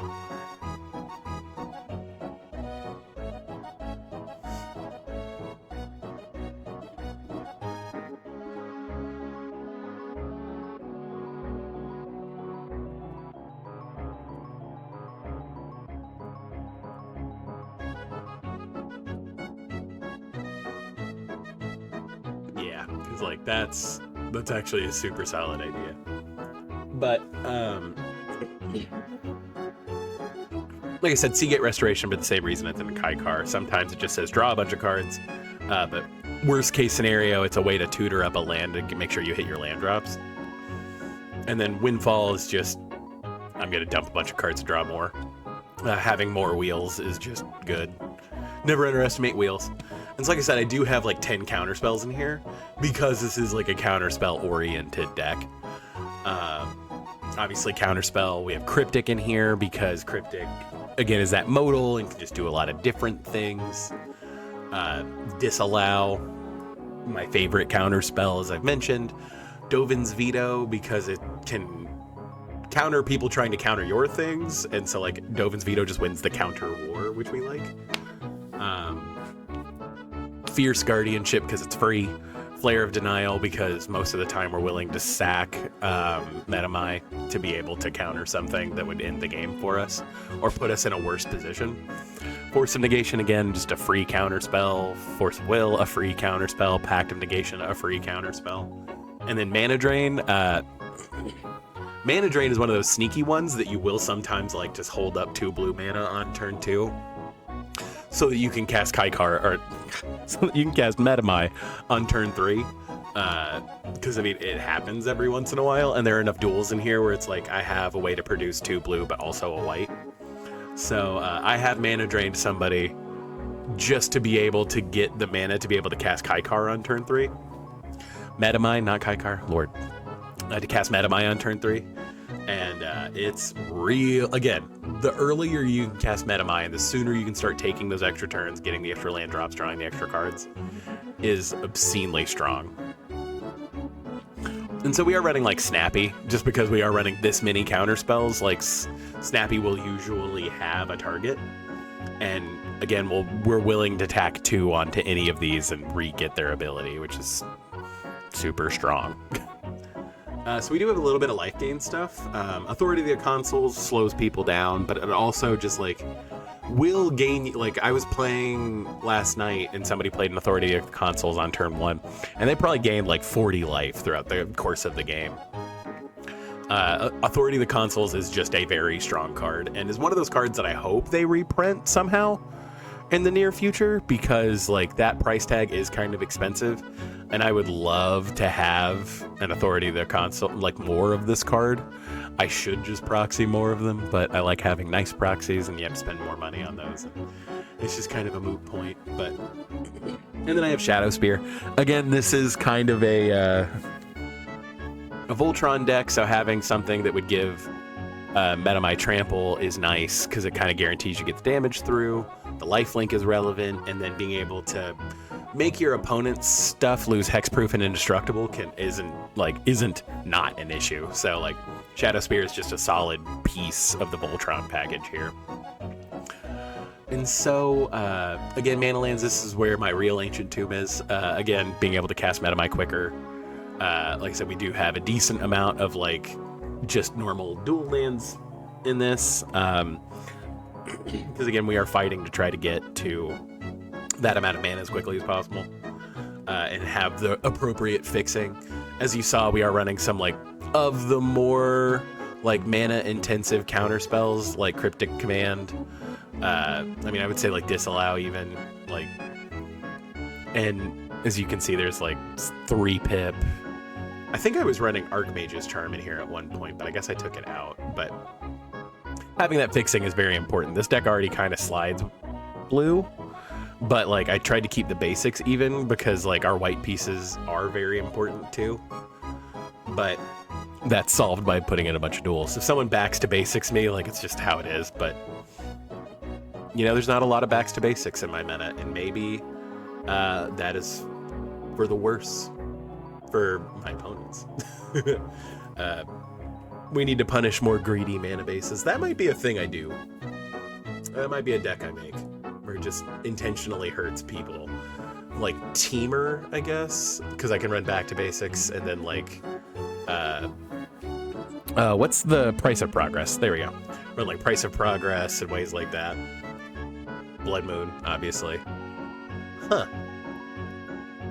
I might make that happen. That's brutal. I'm gonna make that happen. I don't have a Teamer deck together right now.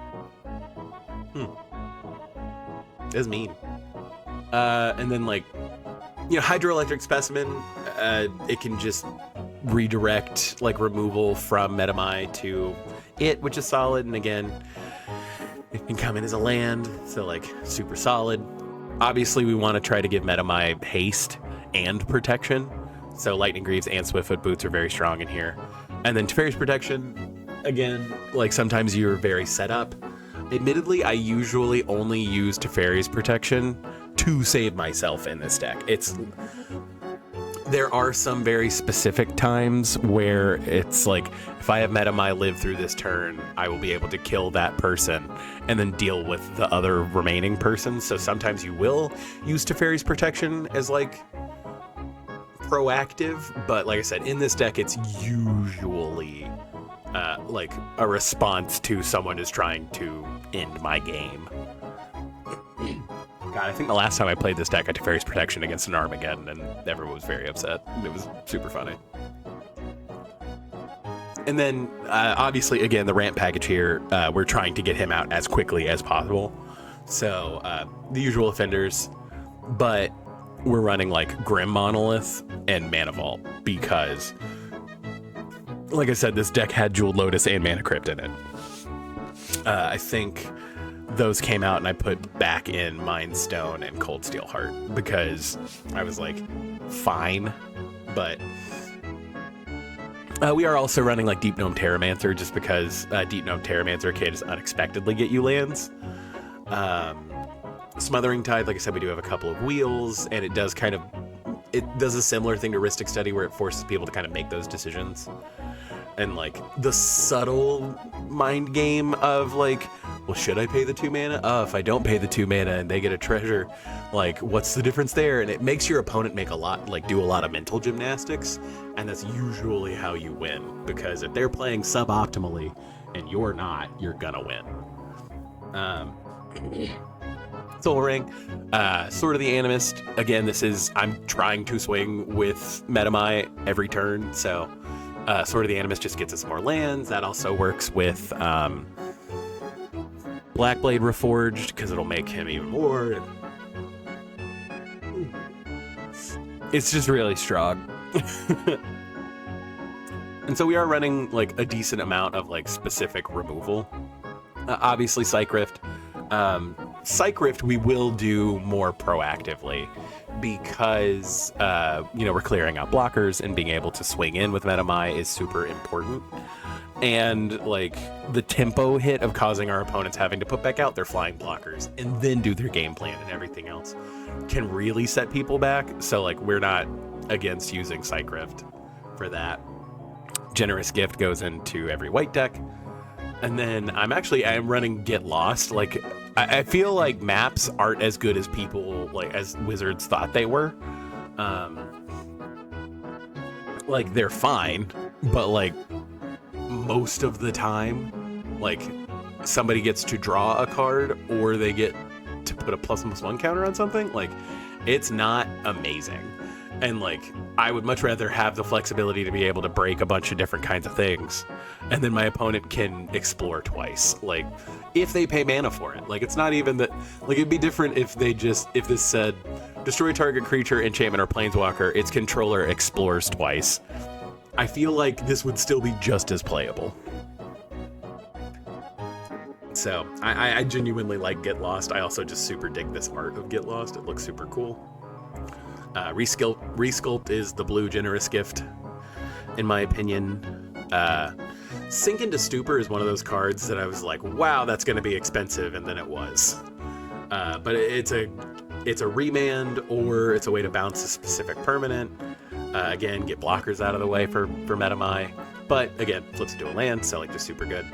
And then this is one of the few decks where I'm running Swords over Path, because Path means that people have more ability to respond to what I'm doing because they have more mana. I don't care if your life total goes up, because I'm killing you with commander damage. So, Swords is Swords. Swords is what's in here. And then obviously we're going to have a lot of tutors in here, because we do care about certain like equipments and stuff. We are running like Steel Shaper's Gift. Admittedly, Enlightened Tutor does usually find me Rhystic Study, just because, like, again, starting those mind games and putting that tax on people ASAP is very good. But, like, we are also running, like, Fabricate, Steel Shaper's Gift, and Whir of Invention, just to be able to guarantee that we find the, like, couple of value equipment and stuff that we really need to, like, close out games. And then Spellseeker, honestly, just finds us either a counterspell or Psych Rift, just depending on what we really need. and the Mystical Tutor can do that also, can obviously find us the things that we really need, but Mystical Tutor can also find us like some of our wheels, some of our bigger card draw spells. So Mystical Tutor is obviously just a very strong card, but like these two are the two spell tutors I have in here for obvious reasons. And so our utility land package is a little bit more fun than usual. So again, because we do care a lot about our specific equipments, cards like Academy Ruins are kind of, you know, a gimme. They're really good. Our commander costs 6, so Command Beacon, you know, can make it... It can turn a turn where you weren't able to equip Swiftfoot Boots to Metamai and go ahead and get that damage into a turn where you were able to do that. This should be in my mana lands. I don't know why it's not. Let me fix that. Obviously, again, having more duels is good. Don't know why that ended up here, but we're fine. Fetches, obviously, thing out the deck.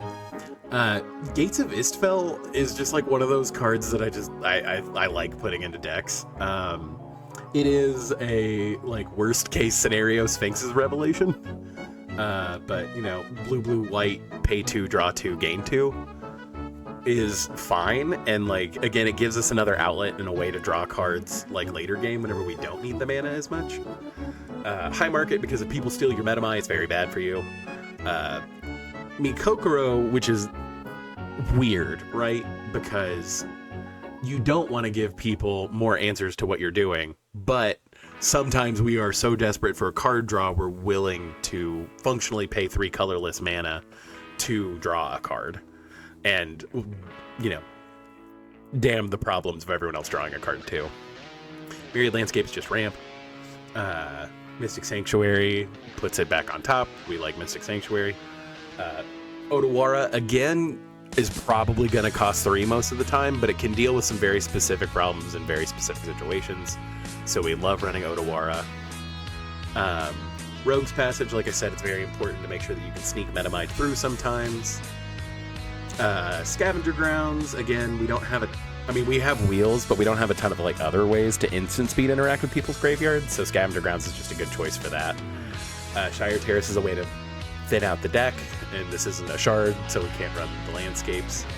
And then Talaria West can let us go get Pact of Negation sometimes, but traditionally is just like a tapped blue land. I don't know if it's necessarily doing the best job in here, but I can transmute it to get like Rogue's Passage if I need it, if I need Academy Ruins to return something. Like, it does give me that flexibility. But okay, so I was running Archmage's Charm, thank you. Okay, so I actually do have a couple more counter spells in here. But Archmage's Charm is obviously like in the value category because it can do a lot of different things. I have used Archmage's Charm to gain control of somebody else's Soul Ring before, but most of the time this just says counter target spell. But the other stuff is there for a reason. Commit to Memory is a counter spell that also lets you wheel, which is just super strong. Sword of Feast and Famine is the kind of redundancy that I am okay with in this deck, because of everything else that it does. Like I said, a lot of what we want to do is hit with Metamai, pass to ourselves, untap your lands, draw a card, play a land if you have one, and then pass immediately. This, like, sort of Feast and Famine gives you the opportunity to untap and then kind of take advantage of even more of your mana each turn, and then, you know, at least on your first of your 2 turns. And then having protection from black and green is super good, because black and green are 2 very, very popular colors in Commander, so it does kind of present additional ways for you to get Metamai through. And making your opponent discard a card is, you know, less answers they will have for your problems. Teferi Time Reveler, for the same reasons we talked about in Kaikar, shutting off your opponent's ability to respond to your stuff is super strong. You are the blue-white control deck. No one else gets to counter spells but you. Being able to cast some of your wheels at instant speed so that you get to take advantage of it before other people do is super strong. Also being able to tutor at instant speed with some of your non-instant speed tutors is very strong. And then obviously, again, bouncing stuff to either reset your own ETBs or to get blockers and stuff out of the way, or, you know, like someone's ghostly prison or something annoying like that. And then drawing a card is super good. And so Teferi, Who Slows the Sunset, is like a sneaky good card in this deck because it lets you obviously like untap several things and gives you that value. But also like just gaining 2 life each turn isn't nothing. Again, I found that this deck, because it is a control deck, has difficulty like getting set up fast enough to where like the incremental damage of everyone else's bullshit doesn't kill you. So having like just a little bit of extra life gain is very good. Obviously the card selection is very good, and God forbid you get the ultimate. If someone lets you get Teferi, Who Slows the Sunset's ultimate, you probably deserve to win that game anyway. Like untapping all of your permanents during each opponent's untap step and draw a card during each of your opponent's draw steps. So now not only am I taking an extra turn during my turn, but I'm also taking an extra turn during everyone's turn. So like it's like super insane and is just like everything that you want out of like a blue-white control deck. Like if you get his ultimate off, like you should win that game. And then Vizzini, Criminal Mastermind, again, we're running like 13 or 14 counter spells, so you'll probably get the loot, but like making them cost less is also just very solid. And then one more board wipe, White Sun's Twilight. It is kind of an emergency button. Again, it's a way to gain a bunch of life all at once. But if you destroy all other creatures and leave yourself back with 10 mites, and people aren't able to set up quickly, you can, again, just kill somebody with the mites because they have 10 poison. Because they'll give somebody 10 poison counters if you can make X equals 10. So, like, it is just, like, a game-ending effect, and that's what this deck needs. Especially in a board wipe, because board wipes can sometimes really slow down a game. But yeah. So like I said, Metamai is not nice. It is a oppressive and strong blue-white control deck. Like, it is not here to pull punches. It is like I said, I basically built this deck to punish people for being, because like I said, if like you either die a hero or you live long enough to see yourself become the villain. And Metamai is my villain arc for sure. Like, it luckily hasn't been as much of a problem the last, couple of months playing at the store I play at. But like, I definitely remember there was a period where there was just like a group of like 6 or 7 people, and like they didn't come together. Like these were 6 or 7 people who all decided individually to come up to this like friendly commander league and then pub stomp people and try to like hoard points and just be rude and not really follow the spirit of the format. Because like most of us are up there because we want to have fun. And like, yes, there is like a very small amount of financial gain. If you do well, like you get to pick prizes and stuff like that, because like you use your points that you accrue. But that shouldn't be the purpose. Like, I almost see the points at our Commander Night as most of them are play suboptimally to earn more points, not build a deck where the whole point is to address these point value things while you also accrue more value. Like, that's rough, and it just ends up not being fun. And I guess this is my, if you're not gonna have fun, I'm also gonna make sure you don't have fun. And then like it don't get me wrong, it's an arms race and I'm very aware that I'm participating in it, but like I said, Metamai is kind of my villain arc, and I'm fine with that. Okay. So we've got 2 more decks, and then we are done. We've got about an hour left to stream, so we should be able to get through them. So, Sisay Legendary Permanents. This is a deck I have had together for a very long time.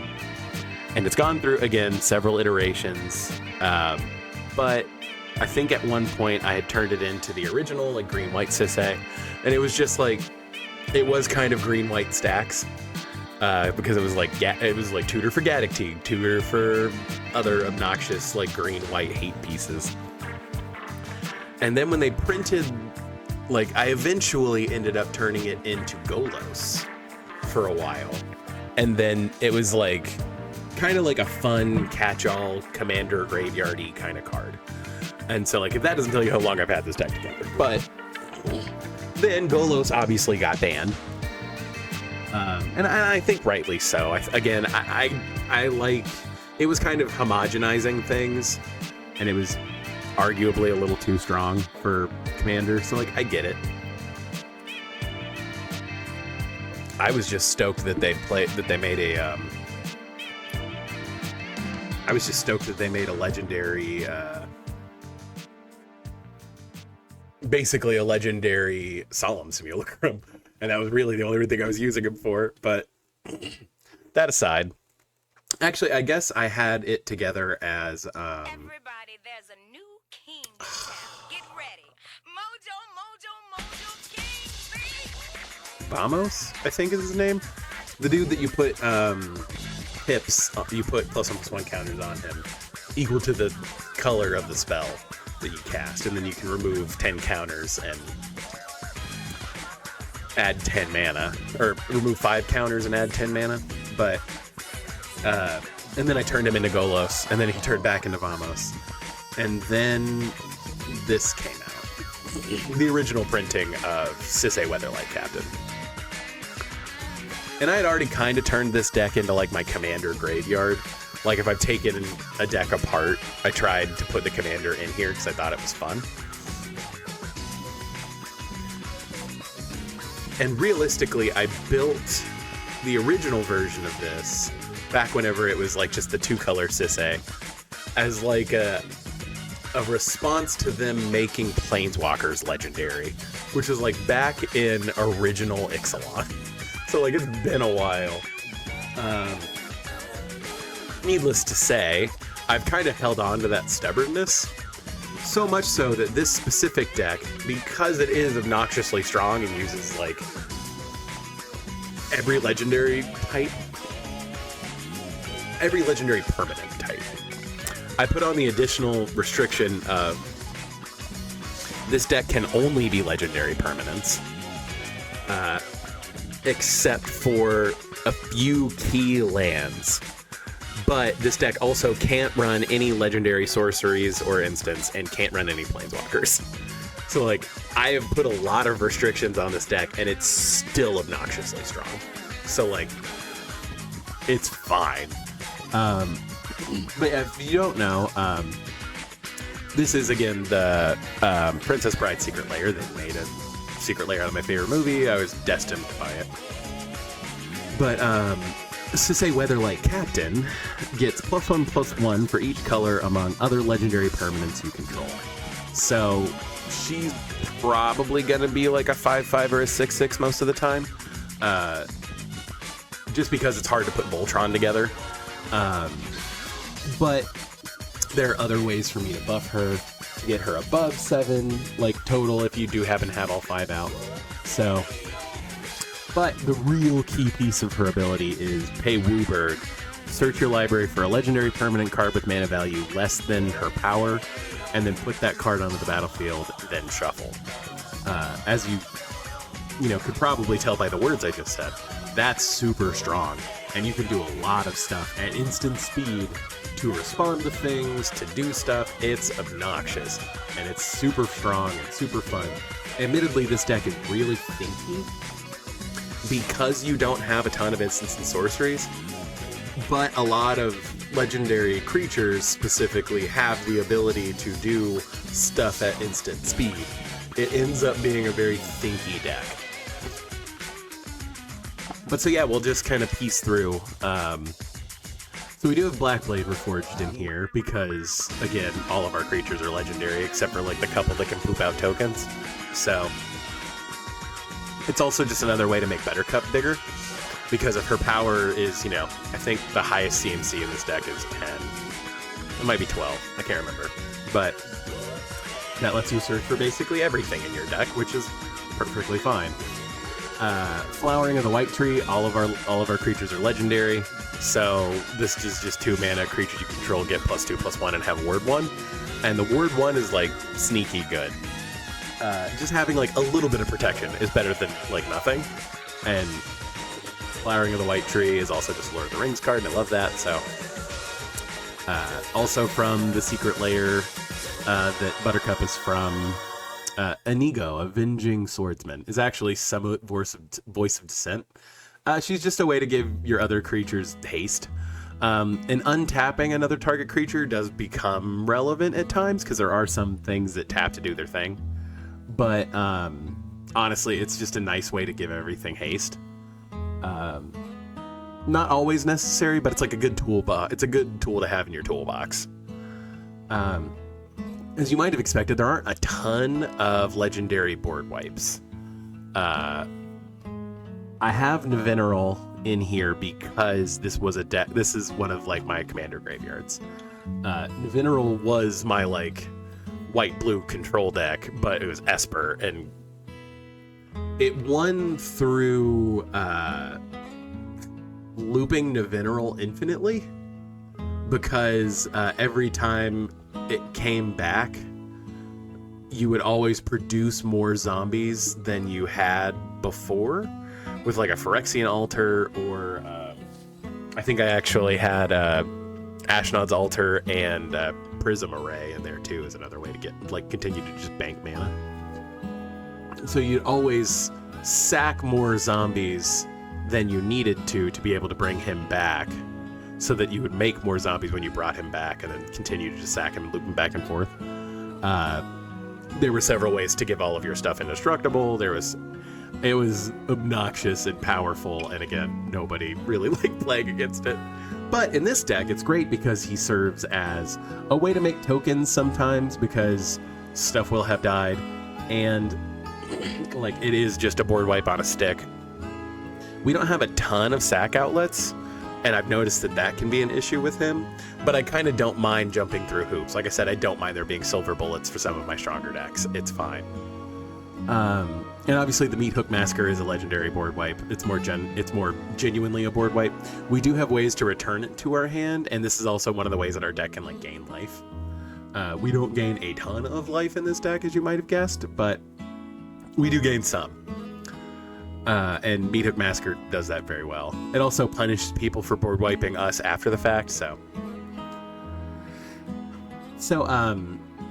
we do have Nyambi and Venser in here, and I'll explain a little bit more of why, but at the very least, Nyambi can protect one of your other creatures from being removed, and again, we have a lot of legendary cards in the deck, so her second ability, where you just pitch a legendary card and draw 2 cards, is relevant. And then Venser is obviously a legendary counter spell, or just like bounce removal, so like he is very good in general. But you can also tutor him up at instant speed with Buttercup to counter a spell out of nowhere, which is super fun and strong. And so as far as like cards that are just like dedicatedly card draw cards, Basim Ibn Ishaq, because all of our creatures and all of our permanents and everything else is legendary, will always, like any spell we cast, we will trigger him. And so like we will guarantee to draw a card every turn and then have an unblockable creature. Is nice. Joyra, again, all of our deck is historic, so, and this doesn't have the once a turn restriction. Kutzil Malamet Exemplar, because we have a lot of weird like lord effects and like ways to buff our dudes, and our commander isn't gonna have its base power and toughness, it is like a weird way to draw a card, and also it makes it to where your opponents can't cast spells during your turn, so like Kutzil is just very good. Again, Shayna does give like menace to everything, but she's in here to draw a card and lose a life whenever you do any action in your deck, basically, except play a basic land. So or like I said, one of the few non-basic lands that aren't legendary in here. I think there's 4. So, and then the Council of 4, again, is a legendary creature that also like helps poop out more bodies and can make you draw cards. And again, you doing either of those also triggers it. It's not just your opponents, it's everybody. So, important to remember. And so, I have both Sakashimas in here. I did have a Sakashima clone deck at one point, so that was part of the reason why he first ended up in here. But Sakashima is actually part of a really janky combo.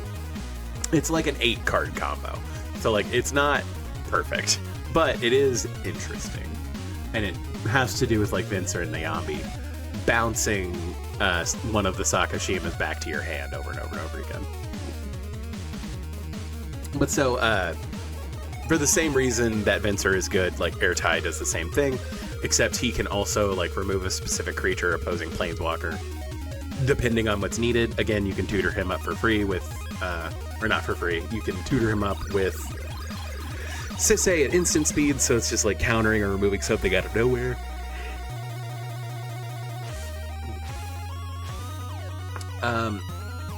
Honestly, Essica should probably fall into ramp, because I don't think I have ever cast her for the Prismatic Bridge side.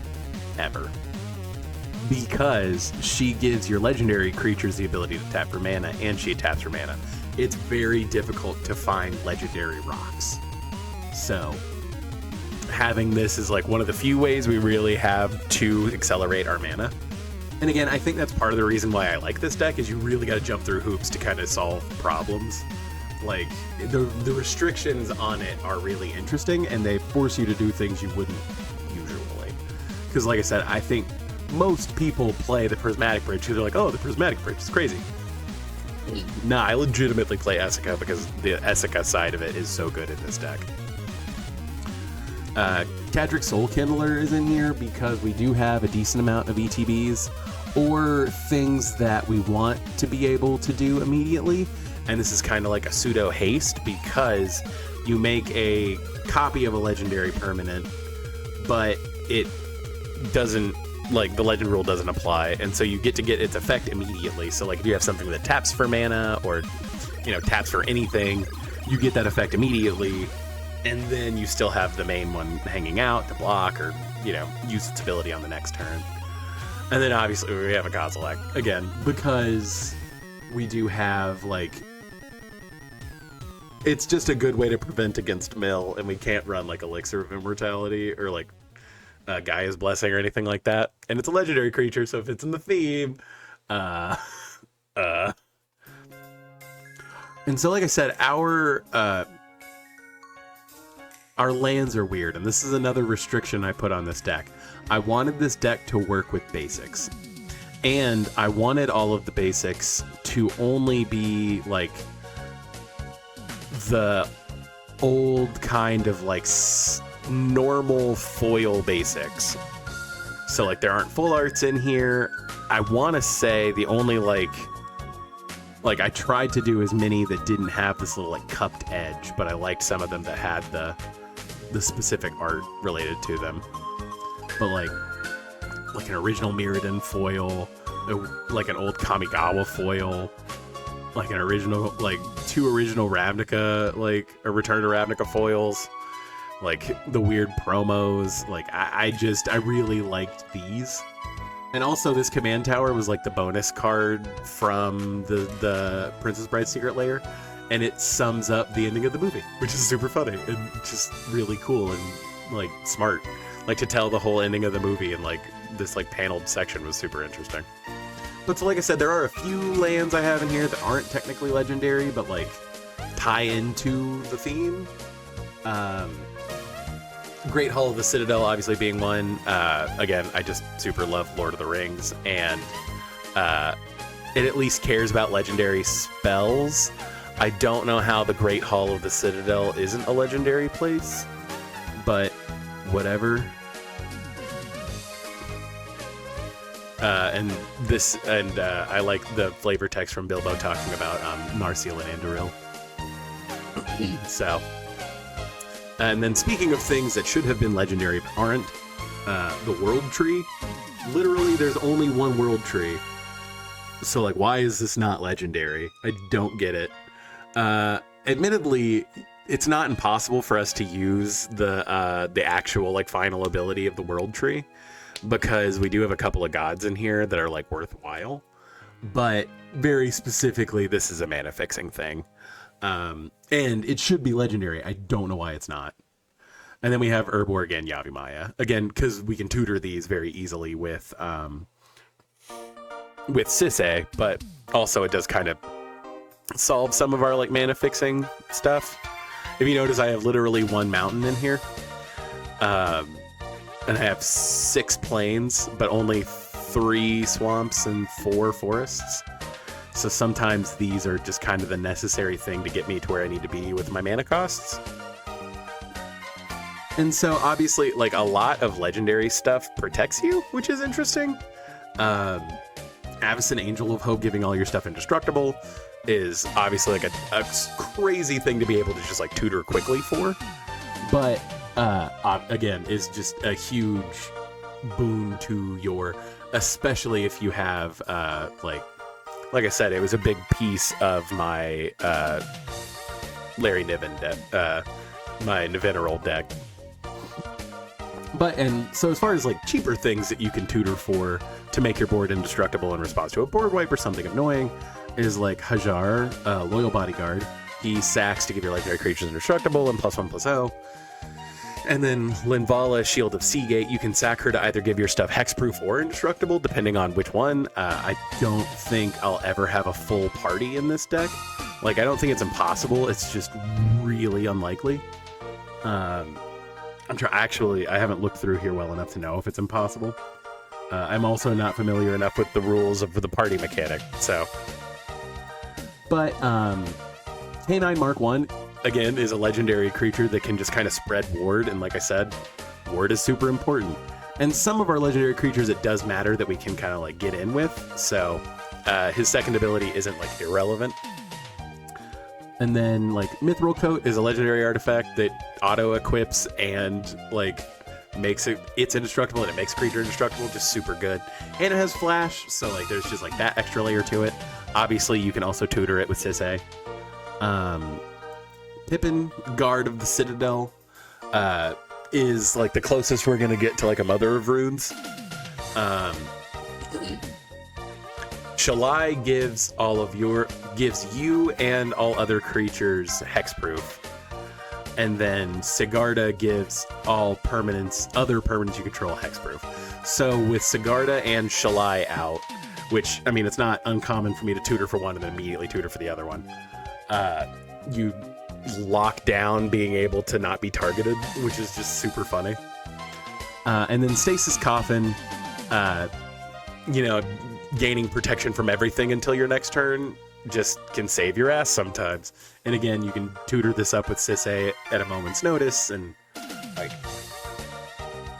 as you can see, I built in a lot of resiliency in this deck because it is, like, obnoxiously needed. As far as decks that I had together at one point, I did have an Avacyn deck where this was, like, very early on in Commander. But it was Avacyn with the whole point of the deck was to find World Slayer and just beat people, like, destroy all of their permanents, keep all of my permanents, the deck. And I want to say this is even before, like, Heroic Intervention and stuff like that. So, like, it was really hard to come back from that. If I could get Avacyn and World Slayer online, like, just brutal. World Slayer says, whenever equipped creature attacks, destroy all other permanents. So the only thing left is World Slayer, but Avacyn gives all of your permanents indestructible, so it just destroys all of your opponent's permanents, including their lands, which is just so brutal. But that was a legitimate deck I had together for a very long time, so. And then I did have, like, a Shalai deck together for a little bit too, but that was mostly just a, like, it was a white-green tokens deck, but I didn't really want to build some of the other tokens commanders. So, alrighty. So on down. So the ramp category, like I said, the ramp is super niche because it's hard to find legendary ramp, right? This needs to be in board wipes. I don't know what I was doing here. Obviously, we have Explosion Baby. Child of Allura, just a board wipe. Actually, Child of Allura, I think, was the commander of this deck again at one point. I think Child of Allura was also the commander of my Gates deck at one point. So, like, because Baby Gates, Cemetery Gates. I made a lot of jokes about that. So, but obviously, Child of Allura is solid, but it's a board wipe, not specific removal. But anyway, so ramp. Like I said, we've got to be very specific with it because having like legendary ramp is difficult. But like Bellatrix Weatherbloom, super strong.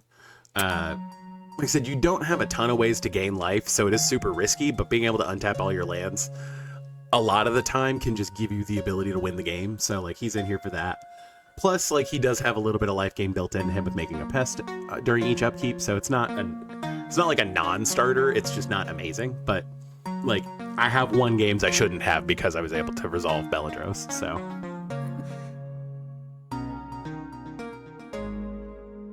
Bitterthorn Nissa's Animus is a legendary version of sort of the Animus that comes with something already equipped to it.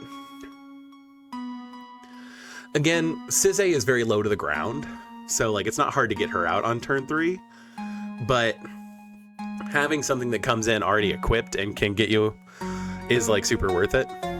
Chromatic Orrery solves our mana fixing and also produces a bunch of mana, but it does cost 7, so it's kind of hard to get. But like it's not impossible to draw a bunch of cards with it too, so like it is good. Doric technically ramps you, like, because again there are like a decent number of basics in here. But like her flip lets you like kill people with combat, so it's super fun. So like Doric was like a solid inclusion here. Gigantha, obviously, again, another creature that we like to give haste to because it being able to tap for mana immediately is very good. Basically tap Gigantha, use Sizze's ability, super good. Lotho is technically ramp in here because most people are going to be trying to play 2 spells each turn, so you are going to make treasures. And again, note that it's player, not opponent, so it triggers for you too. And if you can get to the point where you're double spelling every turn, like that's very good. Again, like I said, we were real hard up for legendary rocks, so Nyx Lotus is in here. It's usually like a worse Gilded Lotus, but it's fine. Phial of Galadriel is kind of the same thing. This deck does blow its hand out fairly regularly, so like having no cards in hand and drawing 2 is relevant.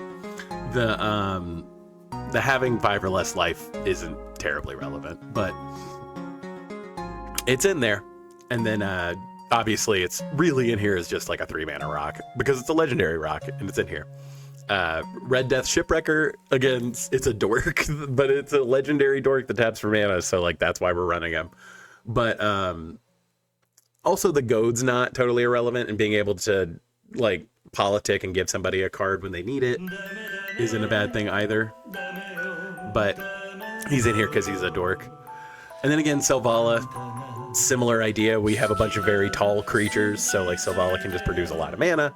I did have a Selvala deck together at one point, and it was, I think everybody kind of went through that iteration where it was like, oh, this card's insane, and then they build it and play it a few times and realize that the play patterns are very similar. Sword of the Animist is itself legendary, and again, our commander is pretty low to the ground, so we do usually have access to her, and being able to get basics every turn is very strong. The Great Henge, again, if we have all 5 colors of legendary permanence, like Great Henge only costs 2 with our commander, so like that's inherently very good. It's more card draw, it's a little bit of life gain, solid. And then Timeless Lotus just taps for Wooburg. Like I said, it's a much better Gilded Lotus. It's a much better Nyx Lotus, so. But it does cost 1 more, and it is not the best. So but like I said, we're struggling for legendary ramp. So as far as like, I mean, obviously there are other pieces of like dedicated removal, but like Loran fit cleanly into this category because, you know, it entering the battlefield and destroying an artifact or enchantment is super good. And then again, kind of politicking about the card draw is very strong. And so like I said, this deck at one point was Captain Sisay, so Captain Sisay is obviously in here. But, you know, just tap or search for a legend, put it in your hand, especially some of the legends that have, like, cast triggers. Like, it's worth it to do it this way.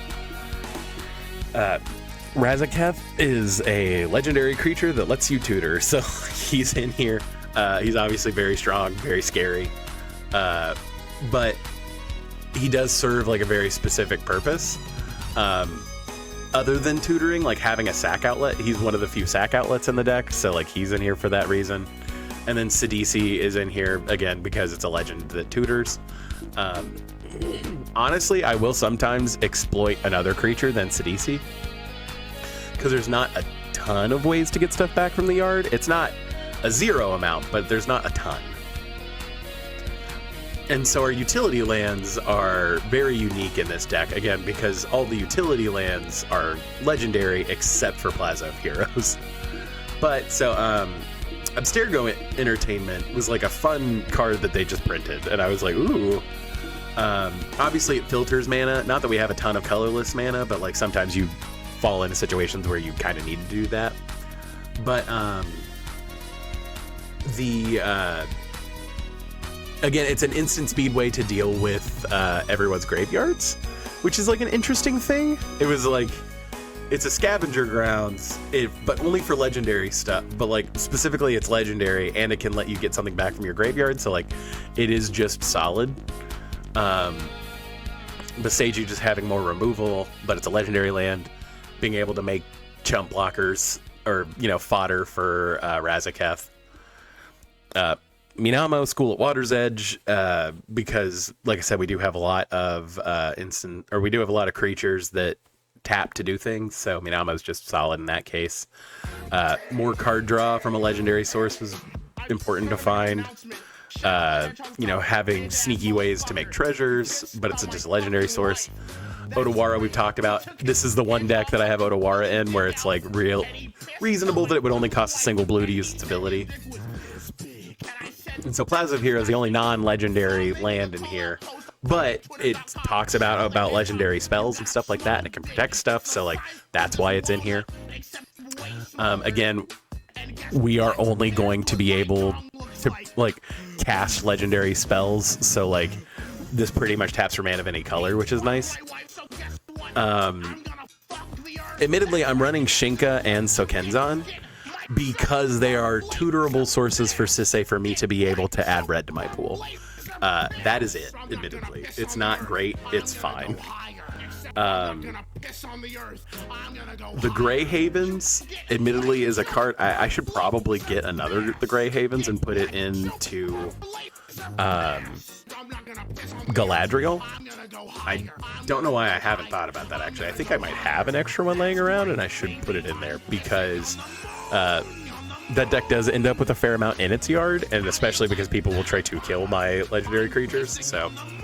but it's a legendary land that scries when it enters, and then if you have stuff in your yard, it synergy. And then Vorath Stronghold is one of the few ways we have to like dedicatedly get creatures back, but it's a legendary land, so like that's why it's in here. And then Yavi Maya Hollow lets you regenerate a creature. Again, it's a legendary land, so it's in here. Oddly expensive. I think I picked up Yavi Maya Hollow for like $5 back in the day. But reserve list. Same with Vorath Stronghold. Reserve list. I think I paid $10 for this. And then, so yeah, as you might have expected, our value category is pretty stacked. Just because a lot of legendary creatures do a lot of different things, and it's hard to fit them cleanly into one category. So, we'll start with Aragorn. Again, loved Lord of the Rings. It's a 5-color deck. We don't have... I think we only have, like, 3 dedicatedly black cards in the deck. So, like, most of our spells, we will get some kind of trigger off of Aragorn. And, like, all of his abilities are, like, differently useful. Tulane, again, our deck's all mostly creatures, so like it's ramp, it's card draw, it's a way to reset ETBs, it's super good. Crystal Skull Isu Spyglass is ramp that also lets us play more cards on top of our library, which is very good. Dynaheir, I admittedly, so Aragorn and Dynaheir are decks that I had like theory crafted and had bought some cards for, but took them apart. And so that's why they immediately got slotted into here as my commander graveyard. Tulane was a commander deck that I built and took apart because it was just a Thoracle deck. But Dynaheir gives a lot of our like creatures that tap to do a thing haste, but also Dynaheir, specifically her tap ability, lets us copy Sisay's tutor, which is super strong. Gandalf, admittedly, I don't have a ton of ETBs. Like they're not unheard of in this deck, but there's not a ton of them. Honestly, he's in here to get my stuff flash. Stuff having flash is very good.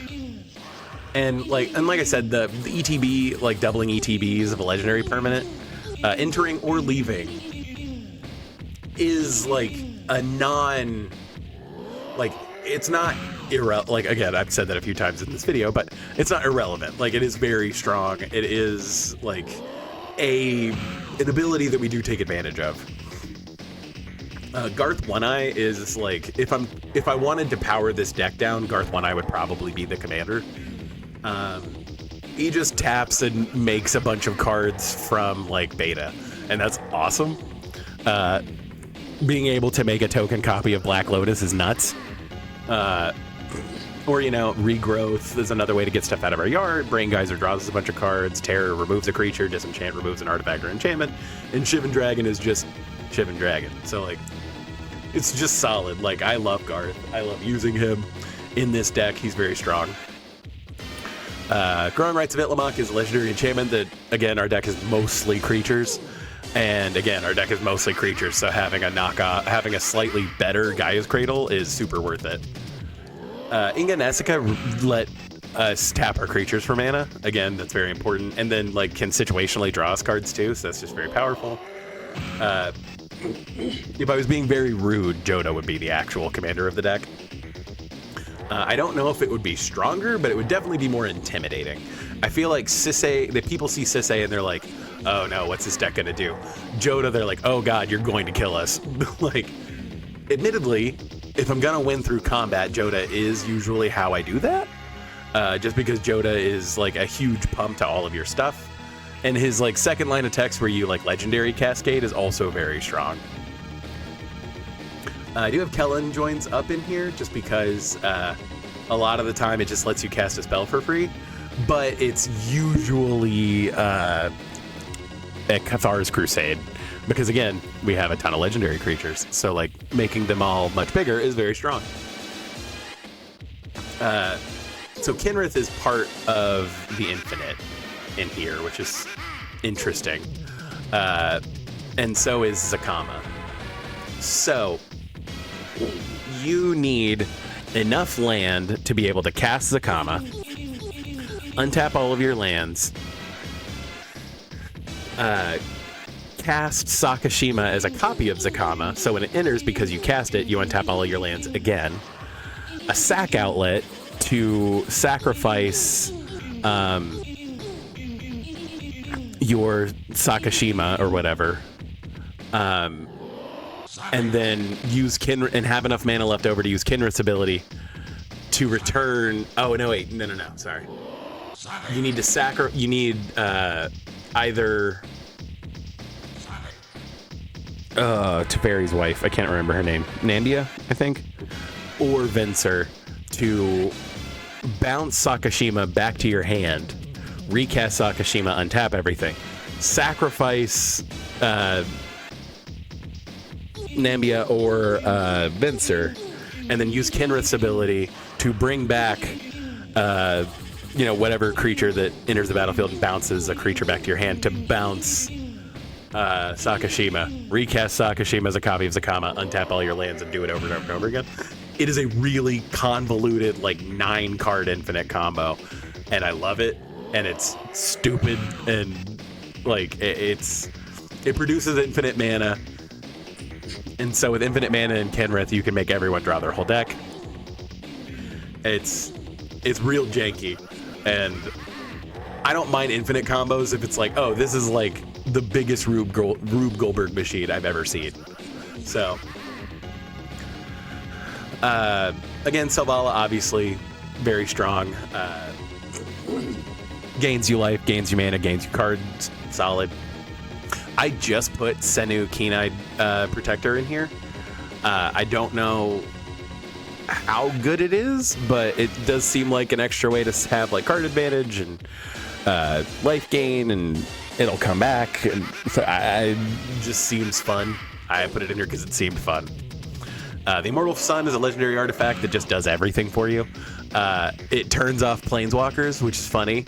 Again, like I said, I had built this deck as an answer to making Planeswalkers legendary. So it's funny that it does that. And then drawing extra cards, making your stuff cost less and stronger, like just solid. And then we are obviously running the One Ring, like the legendary artifact people think about now. It's obnoxious, it's strong, you draw cards, you have protection. And then especially with like Vincer, you can bounce it back to your hand and reset it. It's gross. Tiny Bones is admittedly in here just to get something down early. His second ability I have used to, you know, like get people's dorks before, so that I'm able to like play my bigger legends faster. But like I said, Tiny Bones is just silly.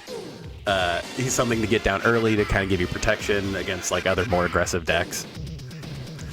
And then Uro, again, was real stretch thin for finding legendary ways to ramp, and Uro is one of them. And plus, he's also card draw and life gain, and like, I don't think I've ever escaped him, but the option is there. And then, like I said, we talked about Zakama a little bit. Zakama is obviously a super stupid card, but I had a Zakama deck, I've had a Selvala deck, I've had a Kenrith deck. Like I said, I was planning on building Aragorn and Dynaheir, and I had a Chulane together for a very long time. So, yeah, it's dumb, and like I said, it works really well at instant speed, even though it has no instance. Like, there's just enough stuff with Flash, and being able to tutor stuff with Sisay immediately is super strong. But yeah, it's a weird deck because it does accrue value incrementally, but like, because it is the way it is, it doesn't do it like ostentatiously until it becomes a problem, and then everyone's like, well, how do we solve this? And I'm like, well, I'm set up now, so I can tutor for answers to whatever you're gonna do to me to stop me from doing my thing. So this is a deck I've had together for a very long time. I can't imagine myself taking it apart. I'm actually somewhat working toward like foiling it out, because most of the cards in here are foils. The lands, I've already got most of them as foils. Like Urborg was like a huge step for having the foil of that. I'm trying to think of, like, obviously the couple that like I can't get in foil will just have to be that way. But like, I'm weirdly close to foiling this whole deck out, which is super fun, and like is one of those things that I'm not gonna like buy cards for. I'm just gonna like pick up slowly. So okay, and so our last deck is actually Abby's strongest deck. Yeah, Titania, Protector of Argoth. I don't think anybody's shocked to see that Titania is a very strong deck. So when Titania, Protector of Argoth enters the battlefield, return target land card from your graveyard to the battlefield. Whenever a land you control is put into a graveyard from the battlefield, create a 5/3 green elemental creature. So this deck is looking to sacrifice lands for value and, you know, make a bunch of tokens and then swing them at people. So, obviously in big, like, beady token decks, giving them haste is very important. You usually don't want to cast Concordant Crossroads until the turn where you've made, like, 20 tokens. because then you're like, oh cool, I'm gonna cast Concord and Crossroads for 1 green and win the game right now. But I mean, it's just a solid card. It can serve other value, but usually that's how you're using it. Eldrazi Monument is obnoxiously stupid. It's a way to give all of your elementals and stuff indestructible and flying. And you're usually sacking lands at a reasonable rate where you don't necessarily worry about not having a creature to sacrifice. Kamal Fist of Kroza can make your lands into creatures so you can block with them, but then when they die, you get 5/3s. And he also just has Overrun as an activated ability.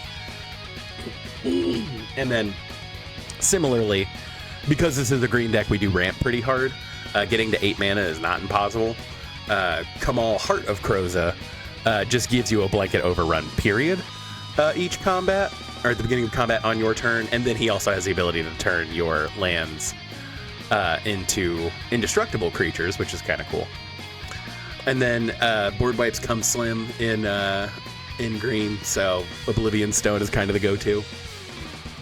As far as card draw, again, because we do have some like tall boys, Disciple of Freyalise is super good.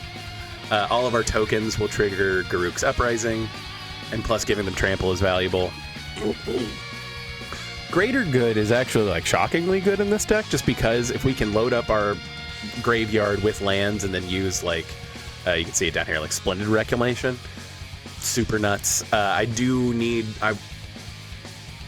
want another Lumra for this deck. I don't know how much longer Ashaya has together, so Lumra maybe being put in this deck somewhat recently, or somewhat in the like near future. So, but then like Lifecrafter's Bestiary, it's a Pokedex. It's actually just a card that Abby really likes. But again, just more card draw. We're not hurting for extra green mana. Regal Force, again, this is a token deck. You can go really wide, so draw a bunch of cards. And then again, like I said, our creatures can be kind of tall. So Return to the Wild Speaker and Rishkar's Expertise. And then Sylvan Library is just like a good value green card, so we're running it. And so ways to get stuff back from our graveyard, we are running like Balaged Recovery, Eternal Witness, and Loamcrafter Fawn, again, as a way to put lands into your yard and a way to get non-land cards that back is super good. But then we're also running like Crucible of Worlds and Ramineb Excavator. There are a couple of other ways to play lands from your yard, but like these are the two like, main ones. And then we do have a Splendid Reclamation. So this deck also can do the Titania flip thing. But this actually has additional value because whenever a land you control goes to the graveyard, you gain 2 life. And again, it's kind of what the deck does. Nissu, Who Shakes the World, obviously can turn your lands into creatures that, if they die, you make a 5/3. But it can also give your lands indestructible and then put a bunch of your lands out all at once. So, like, it is super good in this deck. Obviously, it's mono green. I tried to put as many of, like, the old style because Abby really likes the like old white bordered stuff, so I put as many of those as I could in here, and then we had some like old foils, and then this was just like a cool forest that I had to fill out. But Lotus Field is obviously super good because it sacrifices lands and then just value. And then Nykthos this is a mono green deck. It's going to produce a lot of mana. As far as protection goes, we are running Veil of Summer again. We do want to keep Titania safe. We do want to keep some of our specific stuff safe. Heroic Intervention, again, it can be a huge blowout if somebody tries to board wipe, and especially if they're board wiping for you, and you can save your whole board. And then Constant Miss, I think the only reason this card is as expensive as it is because of decks like Titania. But, make sure your opponents don't deal combat damage and you make a 5/3. So, like, not only are you stunting your opponent's ability to kill you, you're also growing your ability to kill them. So, like, Constant Miss is super good with Titania. I imagine this is probably the most synergistic card with Titania. And so, like I said, we are obviously ramping pretty hard. But, like, Azusa and Exploration, just putting out more lands. Intish Restoration, Harrow, and like Roiling Regrowth all sacrifice a land to be able to ramp you faster, which is obviously very synergistic with Titania, and specifically Intish Restoration. If you have Titania out, you get the additional clause. So Invasion of Zendikar, I'm pretty sure, is just in here because I had Explosive Vegetation in here at one point, and this is just strictly better because it's also a land whenever it flips over, and it can tap for mana, and like it's just solid. So again, Llanowar Loam Speaker can tap for mana, but it can also turn lands into creatures, which means they're easier to kill. Nature's Lore, Rampant Growth, Sakura Tribe Elders, 3 Visits are all kind of under that same umbrella. Sky Shroud Claim, I guess, is kind of with Invasion of Zendikar, and then Springbloom Druid, I guess, goes with Roiling Regrowth, Harrow, and Intish Restoration. So really the odd one out is Oracle of Moldiah, but it's more land drops that lets you play off the top. Like, it's just very good. Obviously, these all synergize very well with like Crucible of Worlds and Ramunap Excavator, and some cards we'll talk about in a minute. For removal, like I said, we run Beast Within in most of our green decks. This sometimes just solves a problem. Like, it's a good fight spell, but like worst case scenario, it's a land you have to pay 3 life for. Collective Resistance, again, can protect like one specific thing, like Titania on the turn you're trying to go off, but it also has a flexibility to destroy artifacts and enchantments. And then Fade into Antiquity, specifically because it can exile artifacts or enchantments, because that's sometimes very relevant. And so, as far as like sack outlets go, Altar of Dimension, just because you are making 5/3s, like sometimes you can just like mill people out with this deck. It is a very much so an alt win con that is viable. Ashnod's Altar, again, because sometimes there are a few X spells in here, like specifically, and like I said, sometimes you're able to turn your creatures, or you turn your lands into creatures, and having a more consistent sack outlets for them is very good. Again, similarly, like Evolutionary Leap does, cycle you through until you find specific creatures that you need. As you'd imagine, some of the creatures in here are very strong. And then Zuran Orb being kind of the goat of the deck. Sacrificing a land to gain 2 life, so you bolster your life total, you sacrifice lands and make 5/3s, and then you probably have other synergies to, get the lands back. So Zuran Orb is nuts. And so, like I said, we do have some X spells in here. So, like, Awaken the Woods makes creatures that are lands. So when they die, they become 5/3s again. So, like, especially with, like, Ashnod's Altar, you will sack your whole board to Ashnod, except for Titania, your whole board to Ashnod's Altar to Awaken the Woods to make them all 1/1, to make them all forests, and then sacrifice all of the forests back to Ashnod's Altar to make even more 5/3s, and then end up on mana, which is obnoxious and powerful. Obviously, this is a deck for doubling season and parallel lives. There is some +1/+1 counter synergies. I mean, there's not a ton, but like they're there, and also I just kind of had a doubling season. Hornet Queen is just one of Abby's favorite cards. I think we talked about it at one point, but again, with like some of the other token benefits we have, like it's not unreasonable for her to put out like 8 of the Death Touch insects. And again, this deck doesn't do terribly well with flyers, so having like a scary way to block flyers is just very good. Rampaging Baloths, again, we're going to have a lot of lands leaving, but we're also going to have a lot of lands entering.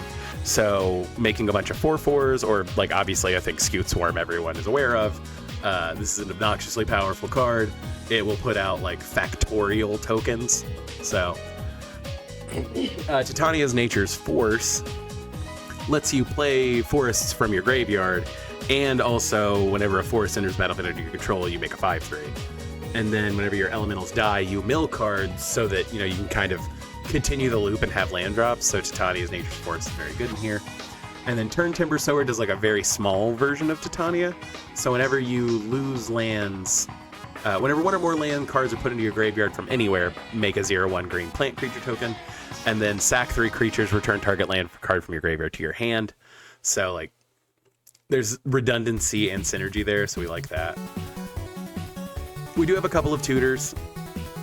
Crop Rotation and Elvish Reclaimer do both specifically sack a land to go get another land. That can be very strong, obviously. And then Green Sun Zenith. This deck is running Dryad Arbor, so like Green Sun Zenith is a weird turn 1 get a land, so like it's just funny. But also Green Sun Zenith can help you find other things and like assist you with winning the game. And then Primal Command, I've talked about it before. This goes in most of my green decks. It's just a way to shuffle your graveyard, keep yourself safe. It can give you life total. It can remove permanents in some cases, and most of the time it lets you tutor for a creature. So just a very flexible and good card. And so our utility land package, like I said, we do have the ability to meld, but we also have a bunch of lands that sack themselves. So Blighted Woodland lets you, it's Explosive Vegetation on a land. Cryptic Caves lets you draw a card if you have 5 more lands and you can sack it. Dryad Arbor, like I said, is a creature that is a land, so when it dies, you get the trigger. Evolving Wilds and Terramorphic Expanse obviously do the same thing. Crack it, search your library for a basic. Ghost Quarter removes other people's lands, again, similar to Strip Mine or Tech Edge. Myriad Landscape sacked itself to go get more lands. Reliquary Tower, just because there are a lot of ways to have a bunch of cards in your hand, and Abby likes having that kind of backup in her decks. Roadside Reliquary, just because we do end up with a decent amount of artifacts and enchantments, and so sometimes this is pay 2 mana, draw 2 cards, and you can get it back and like loop it. Scavenger Grounds to handle people's graveyards, because we do have ways to like instantly tutor up lands. Shire Terrace, it sacks itself for lands, and then I've talked about these, so yeah. Pretty gross. And so our last little section here is value. And it's a little bit smaller because this deck is a little bit more focused. There aren't as many just like good stuff cards, but Ancient Green Warden lets you play lands from your yard, and then if a land entering the battlefield causes a triggered ability of a permanent control, it triggers an additional time. So you can see why that would be obnoxious with most of the cards in this deck. Ashaya turns all of your creatures into lands, or non-token creatures into lands. So whenever your non-token creatures die, they get replaced by a 5/3. Blossoming Tortoise. When he attacks or ETBs, you mill 3 cards and then you return a land card from your graveyard to the battlefield tapped. Activated abilities of lands you control cost 1 less to activate, and then land creatures you control get +1/+1. So, as you can see from this, there are quite a few activated abilities on lands that cost mana. So, like, that is not unbelievable. And also with like Ashaya, you can make activated abilities so some of your creatures cost less because of Blossoming Tortoise. It's just kind of all around good. We make a lot of land creatures, so Freyalise Llanowar's Fury just kind of does everything the deck wants to do, except for make lands and sack lands. Like, it does everything else. So it can make you ramp, it can destroy artifacts or enchantments, and it can draw you cards. Like, she is just super good. Nissa Vastwood Seer ramps you a land, and like you are probably going to have 7 or more lands flip out. So after that, she can draw you cards, she can make you tokens, she can untap lands and turn them into creatures. She is super strong in the deck. And then obviously the strongest card in the deck is Scapeshift. Sacrificing any number of your lands, searching your library for that many land cards, putting them onto the battlefield, then shuffling. Honestly, at some point, you may just Scapeshift more lands than you have left in your library, and then shuffle your graveyard into your library so you can continue to search and do more jank. So, I actually do need to pick up another Scapeshift for Galadriel, so I just don't want to blow the $20, and I don't care enough to proxy it, honestly. But like I said, this is one of Abby's favorite decks, and I can't imagine us taking it apart just because she really likes it. It's the right power level for her to hang at like higher level tables, but it's got enough like axes and variants to it that Abby really likes. So that's the vibe there. But yeah, so that is the current iterations of my 31 commander decks. Like I said, I've got like a whole retired commander decks folder where like they're either decks that I was gonna make or, you know, had together and took apart. And I like having these kind of just to look back on as like inspiration, like, oh, what was I thinking whenever I was making the Possibility Storm deck? Like, they printed like more group hug stuff. What was in my original group hug deck? That kind of thing.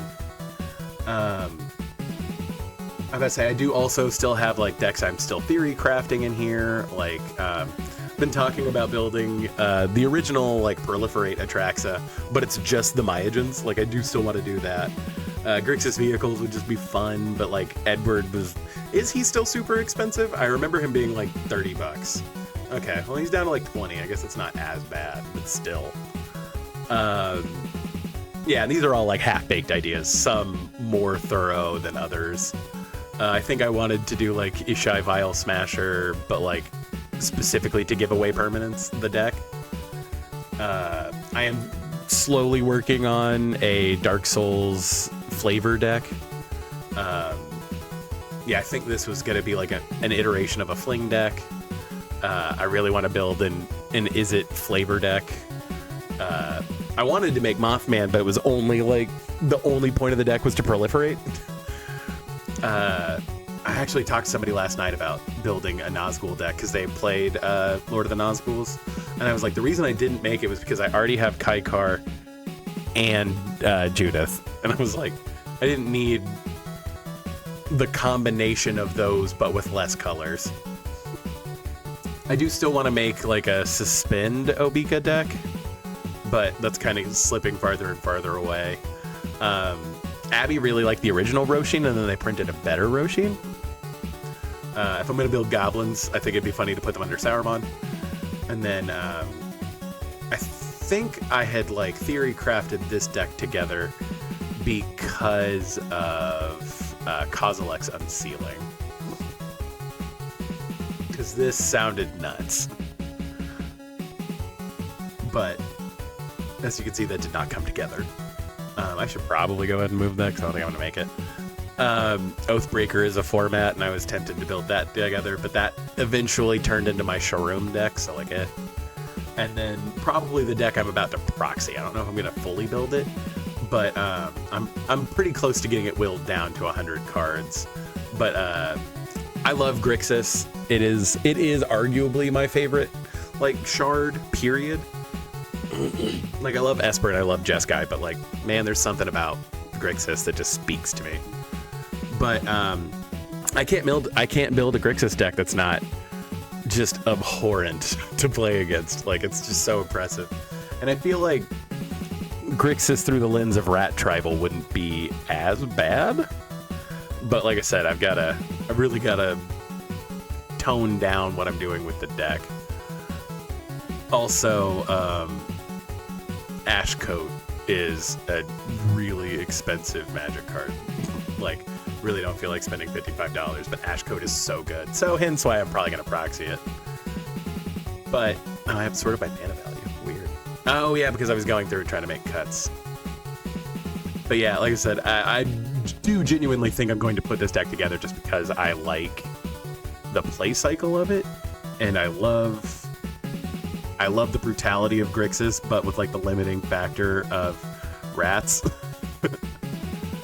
So we'll see if this ever comes together, but it'll be fun. And so, as I was mentioning at the beginning, like I said, I don't know necessarily how to feel about the bracket thing. That is kind of like the biggest thing that's giving me pause. It feels cumbersome. It feels like it's not going to be policed or updated well, so to speak. And I mean, don't get me wrong, I think that's an eventuality. I do think that it's going to be policed and updated for the first like year or two, but then it's going to like eventually get to a point where like, what does this even mean anymore?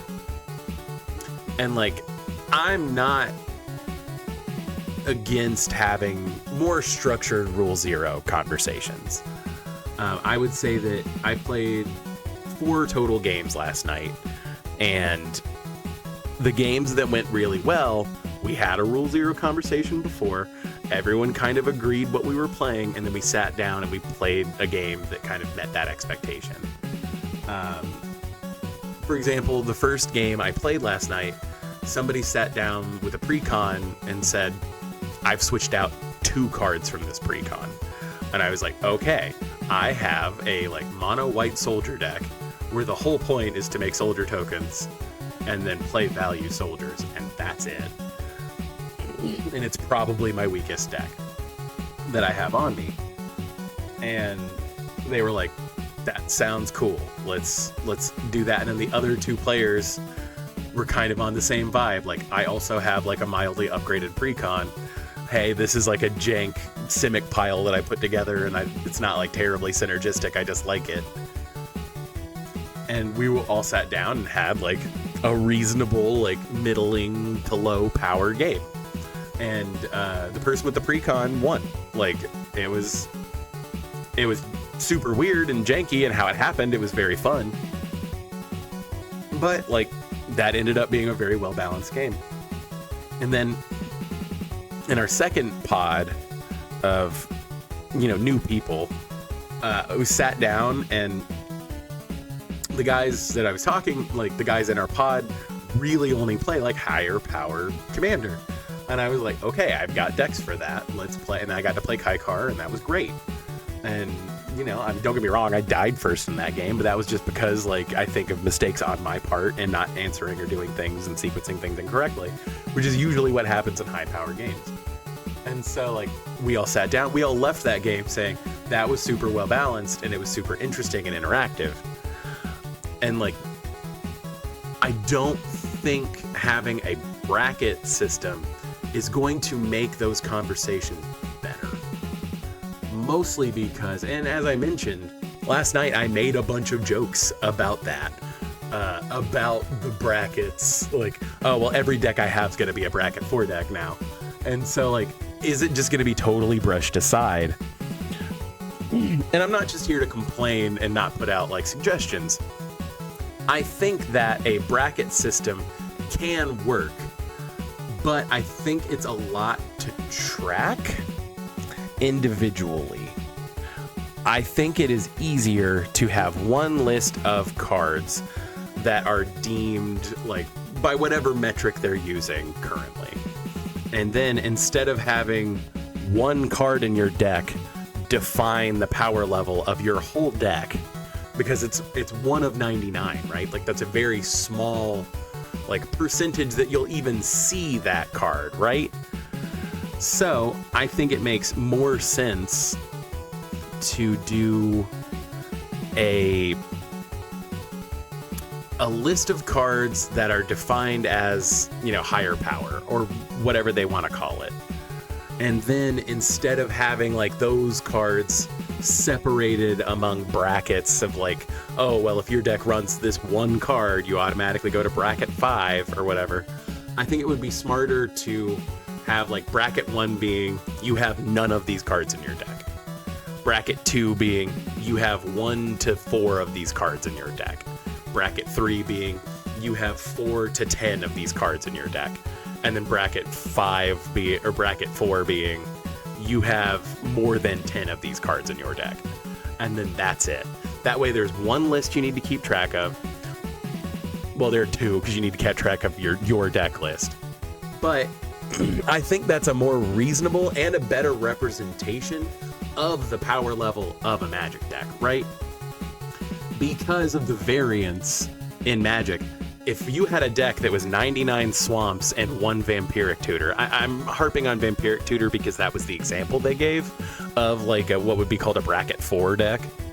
Like, if you have 99 cards and if you have 99 Swamps and a Vampiric Tutor, you're not going to win that game of Magic. Like, period. But your deck would fall into bracket 4 because of the 1 Vampiric Tutor you have. Or, like, if you're playing, the professor talked about it a little bit, like Kithkin Tribal or something like an off-the-wall tribe that doesn't have a lot of support and you're having to, like, jank it together to work. If you run Vampiric Tutor in a deck where the whole point is, like, my deck doesn't work without a couple very specific cards, and then the cumulative effect isn't good anyway. Like, I don't think your deck should be in the same category as, like, you know, every CEDH deck because it is a vampiric tutor. Like, hey, I got super lucky and pulled a, you know, what's another obnoxiously strong card that would probably put somebody into category 4? The new, like a new boogeyman of the format would be like the new Kozilek. Like, I got super lucky. I opened one pack of Modern Horizons 3, and I got the Kozilek that makes people exile half their library. And, you know, is it Kozilek or is it, here, let's look it up. It's either Kozilek or Ulamog, right? Because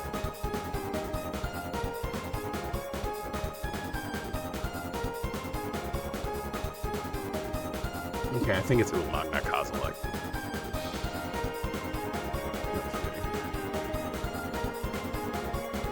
Yeah, okay, so it's Ulamog, not Kozilek. Let's see, what's the...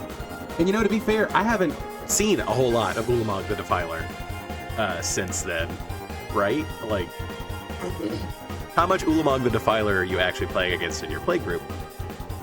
But, again, this is a very scary, high-power card that I guarantee you will put you into, like, the bracket 4 thing. But what if you're just a player who, like, if you're just some kid and you bought one Modern Horizons 3 pack, or you participated in pre-release and got this specific Ulamog, and you were like, oh, this is super cool. I have a +1/+1 counter deck that isn't obscenely strong, but this would go in there because it's cool and I like it and I pulled it and it gets +1/+1 counters. Now that, you know, otherwise unremarkable +1/+1 counter deck that was kind of just built as like a fun thing has this one card in it that's going to put it at bracket 4. And I think that that's unreasonable. I think if under, like I said, a bracket system where you have a list of cards and then the bracket you're sorted into is judged by the number of those cards that you have in your deck, then this would be a bracket 2 deck, basically. If the only card that was on the list that was in that person's deck was Ulamog the Defiler. And, like, realistically, you could even separate it out further, right? So, like, again, a tier 1 deck has none of those cards. A tier 2 deck has 1 to 4. Tier 3 has 5 to 10. Tier 4 has 10 to 15, 10 to 20. And then, you know, and so on. You can bracket it out all the way you want. But that gives... I think that promotes more flexibility in deck building in a cleaner way. Because again, if you have 4 separate lists of cards to keep track of for each bracket and everything else, then I'm going to have to, like, don't get me wrong, the one document of all the cards is going to be very long, but I only have to open up one document, right, to make a deck list. I only have to know the cards on one. I only have to cross-reference my deck list for one list, rather than having to go and, like, think about what bracket it would fit into. It's just very fiddly. And I think it's a lot simpler and more elegant of a solution for the bracket system to be, here's a list of cards that we agree are powerful. How many of these cards does your deck have? That's how strong your deck is, because that's more representative of how strong your deck is. And like I said, I think that's going to breed more creativity, because you'll have people that are like, I really want to build a deck with none of these, or I really want to fit my deck. I want my deck to only have a few of these to be able to fit into this bracket. I think that's more interesting in the long run, and I think it's a better representation. It's also a little bit more elegant than, like, assigning point values like they do with Canadian Highlander and stuff like that. Because it's just, again, it's more stuff to track, and we don't necessarily want to put more burden onto the player. The player, and don't get me wrong, it is beholden to the player to be up to date on things, but the more annoying you make it to access a format, the less people will access the format. I think it is simpler and more elegant than going through having a point system or having one card in your whole deck determine the power value of a deck. Because I don't know if you're like me, but I'm pretty sure you are. I've changed out one card in the deck and then never seen that card in a game. Tons. Like, more often, like, I have to put in, 40 reps with a deck to see it, let alone. So, like, that one card switching in and out is super annoying. And, like I said, if it's something you pulled, again, I'm harping on Vampiric Tutor, but, like, my Edgar Markov deck, again, I know that's going to be category 4, no matter what, because I'm sure Edgar Markov is going to be, like, what would define it as category 4. But the Vampiric Tutor I have in that deck, I bought one box of Commander Legends, the collector packs, and I was so excited because I found, like, I think I actually got 3 different Vampiric Tutors from the box that I opened. And one of them was the foil full art, and I was like, this is so cool.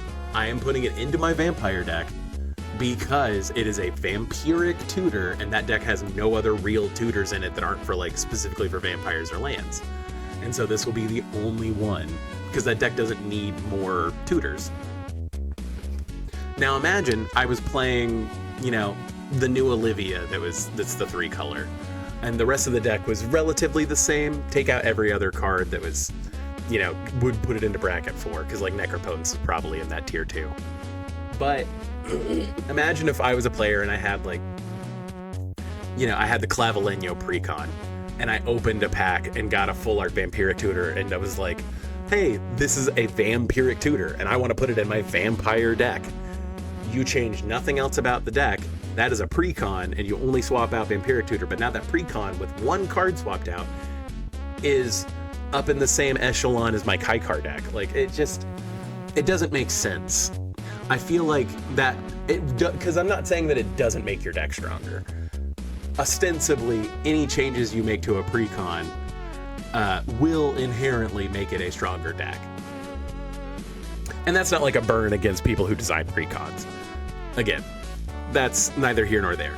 It is the idea of judging the power. It's like judging a book by only reading, like, the picture on the back. Like, I want to play this deck because it has this thing in it. Oh, it has this thing in it? Never mind, this book isn't for me. Like, don't judge a book by its cover is the generic phrase, but, like, you don't do that. Just like you don't judge a deck by one card in it. You judge a deck by how many of those overpowered cards it has. I would argue that, if you were playing Lizard Tribal before Bloomburrow and Lizard's got, like, a boost, and it was like mono red and it was just janky lizards and shapeshifters. If you had a Mana Crypt in your deck was still probably not great. Like, but again, under this logic, it would be ranked as, like, you're not going to be able to play that deck with people without having, like, a very extensive Rule Zero conversation. That's possible that it could turn into an argument and become a whole thing. I prefer a situation where there is a list of cards that are considered high power, and then your deck is judged by how many of those cards your deck has. And again, I have decks that even on that scale, and I'm not saying that that's perfect, but it's the best solution I've come up with. So to summarize, what I think is the cleanest solution to judging the power level of Commander decks is the number of powerful cards in the deck. And clearly, Gavin and what has now become the Rules Committee under Wizards' heading have a list of cards that they deem to be powerful, air quotes powerful. It seems easier to me to have that list of powerful cards and then separate your brackets by how many of those cards are in the deck. And again, you can separate them out by, like, bracket 1 having 0, bracket 2 having, like, 1 to 3, and then bracket 3 having, like, 4 to 7, or, however you want to break it out from there. But I think that's a more accurate representation. It takes into account the idea of like points and stuff like that, rather than, and if you want to get nitty gritty with it, you can even break the list into like stuff that counts as like multiple cards and put it into the point value thing. But again, I think for ease of use and simplicity, it's better just to do it that way. And then 3, it makes it to where your player base only has to be familiar with one document. Like, your player is going to know their deck because they put it together.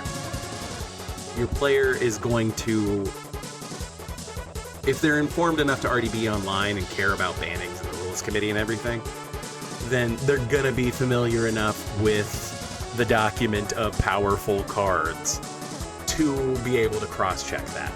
That could even be built into like what is currently like working through Moxfield or Architect or anything like that as like for the points buy system. I already have all my decks in Moxfield, obviously, because like that's what this whole series has been. But I think it's a much cleaner solution. I think it's a lot more indicative of the actual power level of a deck. I think it's a lot less, actually. A lot less for your players to manage. And, like, most people who play Magic can count to 5. Like, cool, I have 5 of the cards from this list in this deck. This makes it a tier 3. Cool. I have 15 cards from this deck, or from this list in my deck. That makes it a tier 7. Like, I'm aware we're kind of getting back to the idea of, like, the 1 through 10, depending on how many brackets or tiers you make. But I think that is a much easier solution than having separate lists for separate brackets to determine what cards are what, and then having one card define how powerful a deck is. And so, tell me what you think. I really would love to hear feedback on that. I want to know, because I'm just spitballing. I haven't necessarily like thoroughly thought out this idea. I already kind of think about like, for ease of use, would it be better to have like a point system and thing like that? But again, I don't necessarily want to put the onus on the player to know more about it. Obviously, the cards that are deemed to be higher power, there are going to be stronger cards than others on that list. What's the threshold? How public can they make that information to us? It just varies. How often are they going to update it? That kind of thing is going to be important to communicate. But I'd love to hear your ideas. I'd love to know what other ideas are floating out there about this. Are you happy the RC, is in control? Or the RC is gone and now Wizards is in control? I've listened to the podcasts, I've read the tweets, like, I haven't gotten a really solid grip on how people really feel about it. Beyond, this is kind of how it is. And that was my reaction too, and now that I've had a good week to think about it, I haven't really changed my mind that much, aside from thinking about like the system that I came up with and have described here. But like I said, I would love feedback. I would love to hear from you. Let me know what you think. Let me know if you like my idea. If you don't like my idea, what would you fix about it? What would you fix about the current plan? Let me know what's going on. I really appreciate anybody that's been hanging out with me here. If you're watching this on YouTube, drop me a like, leave me a comment, subscribe. Thanks a million for being here with me. Thanks a million for watching. Hope everybody enjoyed kind of a different change up for the music. I love lo-fi beats, but I kind of wanted to put like, I know that a lot of video game stuff is fine in the background of streams and YouTube videos, so I tried that this time. We'll see how bad that goes, but I am probably going to clip this end part as like a smaller video to post, so have a good one, everybody. Thank you. Thanks a million. See you soon. Bye.